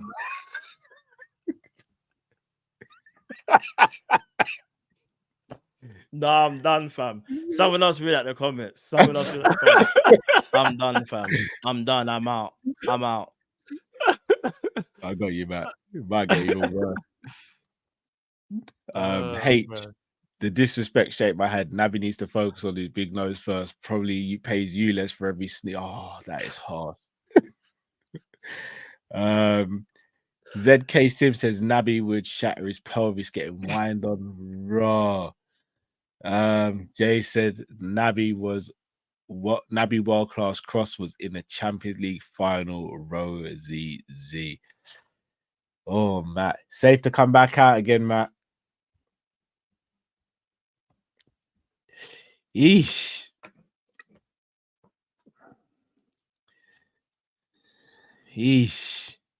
Life comes at you fast, eh?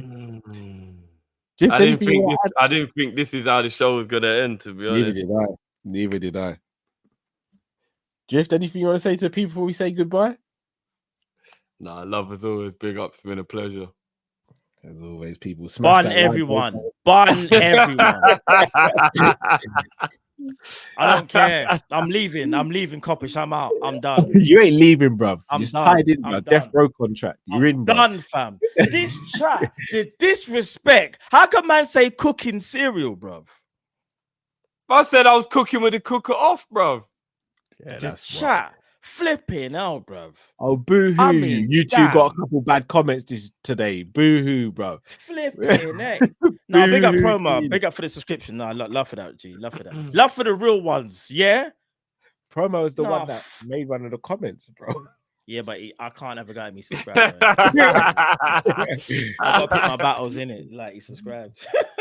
You know what I mean? So, but no, listen, man. Big up people, big up everyone. Listen, tonight was jokes, as always. I guess sometimes we need to have a little bit of laugh, a bit of an argument, because as things stand, Liverpool are still not signing any. We're mudded, isn't it? It's in the transfer market. We're mudded. It's crazy. I think we might actually be the only team in history to not make one signing in a transfer window. It's mad. Spurs have done it. Oh, have they? Oh, yeah, no, yeah, because Spurs got What, in a summer window? Have they gonna summer transfer window without? But remember, no. Have they? Yeah, Poch went through it. Poch, yeah, that happened to Poch. Oh yeah, he went 3 windows in a row, didn't he? Oh yeah, shit. Oh my gosh, That's look at crazy. the next one. Allow me, chat. Allow me. Big up all the people. Listen, you know it's always love anyway. You know it's always love. But yeah, you need to stop with this madness. Some of you got mad, bro. Oh look, you've got bear support. What are you talking about? What? No, you see how you're out of order. You lot didn't answer when I brought up the comment. Yeah, the Trent debate. Where's my drink, lads? Oh, what, the bottle of Kraken? I'll get you that. Yeah, Cal. Remember, Cal, we said we'll buy him a bottle of Kraken if remember Trent, the debate was about Trent in midfield. Remember, play 6. Remember? Yeah, and I was like, he'll never play midfield. Start. Remember, we done the whole start in midfield thing. The season's just started. No, this was last season. Towards the end of last season, we said it. Okay, cool. Remember, there was 5-6 games left. Oh, okay, yeah. Oh, yeah. Fair enough. Yeah. No. Carl's trying to do. He can't remember thing, and Carl's No, got the best. no, I do. No, I do. Nah, fam, this is people. Look what I have to deal with. Cal right now is pretending like he don't remember. No, this guy's memory is insane. No, this guy probably knows when I was born before I knew. No, I know. I remember now. I do remember. What is it you want? What do you want? Bottle of Kraken. Cool. I got you, man. Nah, do you know what Carl's gonna keep doing? Oh, fam, do you know what? I forgot, bruv. Yeah. I'll bring it next week. You have for to send me a picture of it because I don't even know what cracking is. I'll send it to you. I'll send it to you. Yeah, I got. I'll send it to both of you. Remember, it was from both of you, innit? It's not supposed to be like a bottle. No, I ain't you know greedy, what, bro. Carl? I'll sort it out. I ain't greedy, bro. No, I gotta go in my half. See, look at him, man. See, look at this now. No, as in I'll sort crack. out buying it because obviously I Oh. know what it is and you don't know what bro, it is. So, what? Yeah. You know what, Matt? All jokes aside, by the end of the week, that will be delivered to your house, 100%. I just forgot about it. Appreciate that, man. Yeah. After getting rushed in the show about 5 times. Tron said John W. Callum is stingy as F. Like, I'm not even that bad. I'm prudent. That's what I'd say. I'm prudent. No, do you know what? Imran, you gotta stop because I swear hold on, what did he just say? Yeah, Imran, you gotta stop this. Man said a bottle of crack. Are you forgetting that Imran's the second biggest menace behind H? You know that? Yeah, No, I he think actually everyone is. He actually is. Then he's like, Matt, I got your back. Pause. Bro, Imran, you are the biggest menace along with H. Crazy. We got one more But super before we finish. Is there one more? Let me guess. What's he gonna say now?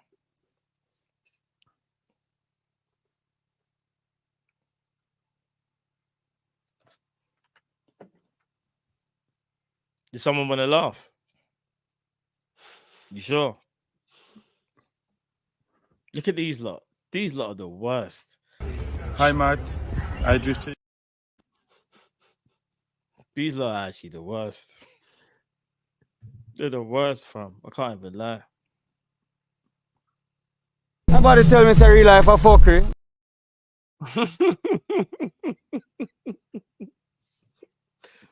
Do you want to cheer you up, Matt? No, I'm done. I'm done, fam. I'm done. I'm going to my bed. Do you want to know the reason? I'm going to my bed, fam. You hosted the show brilliantly, though, Matt. All jokes aside, I enjoyed it. Yeah. Appreciate that, guys. But I didn't envisage me getting cooked while I'm hosting. But clearly, You were warned many times, man. I did try and save you. see, this is what I mean, bro. This is why my back goes up because you said, listen, hear the talk. You're doing the John Jones thing. You're doing the whole, but I did tell you, I did warn you. Like what he said to Izzy back in the day. Let's not even talk about that. Oh yeah, please. Have you watched it, Drew? That upset me. Do you know what? It got when I found out who won. I'm never gonna watch that. Yeah, don't. Because I was one time when I was on your side. So Was you though, really? You were the judge this time, then. You were the judge. No, because last time I wanted Izzy to beat Costa and he did. Okay. But that was after he beat your boys. So that was before he beat your boys, isn't it? Drift would never got over that first one. Do you know what it is? I think made it worse because I was being arrogant, thinking. Yeah, you were. I thought he would beat Whitaker in their first fight, but I remember to one night, Jeff, I was like, he's gonna smack him up differently. And lo and behold, he actually knocked him out. But I didn't think that was gonna happen. I thought it'd be close.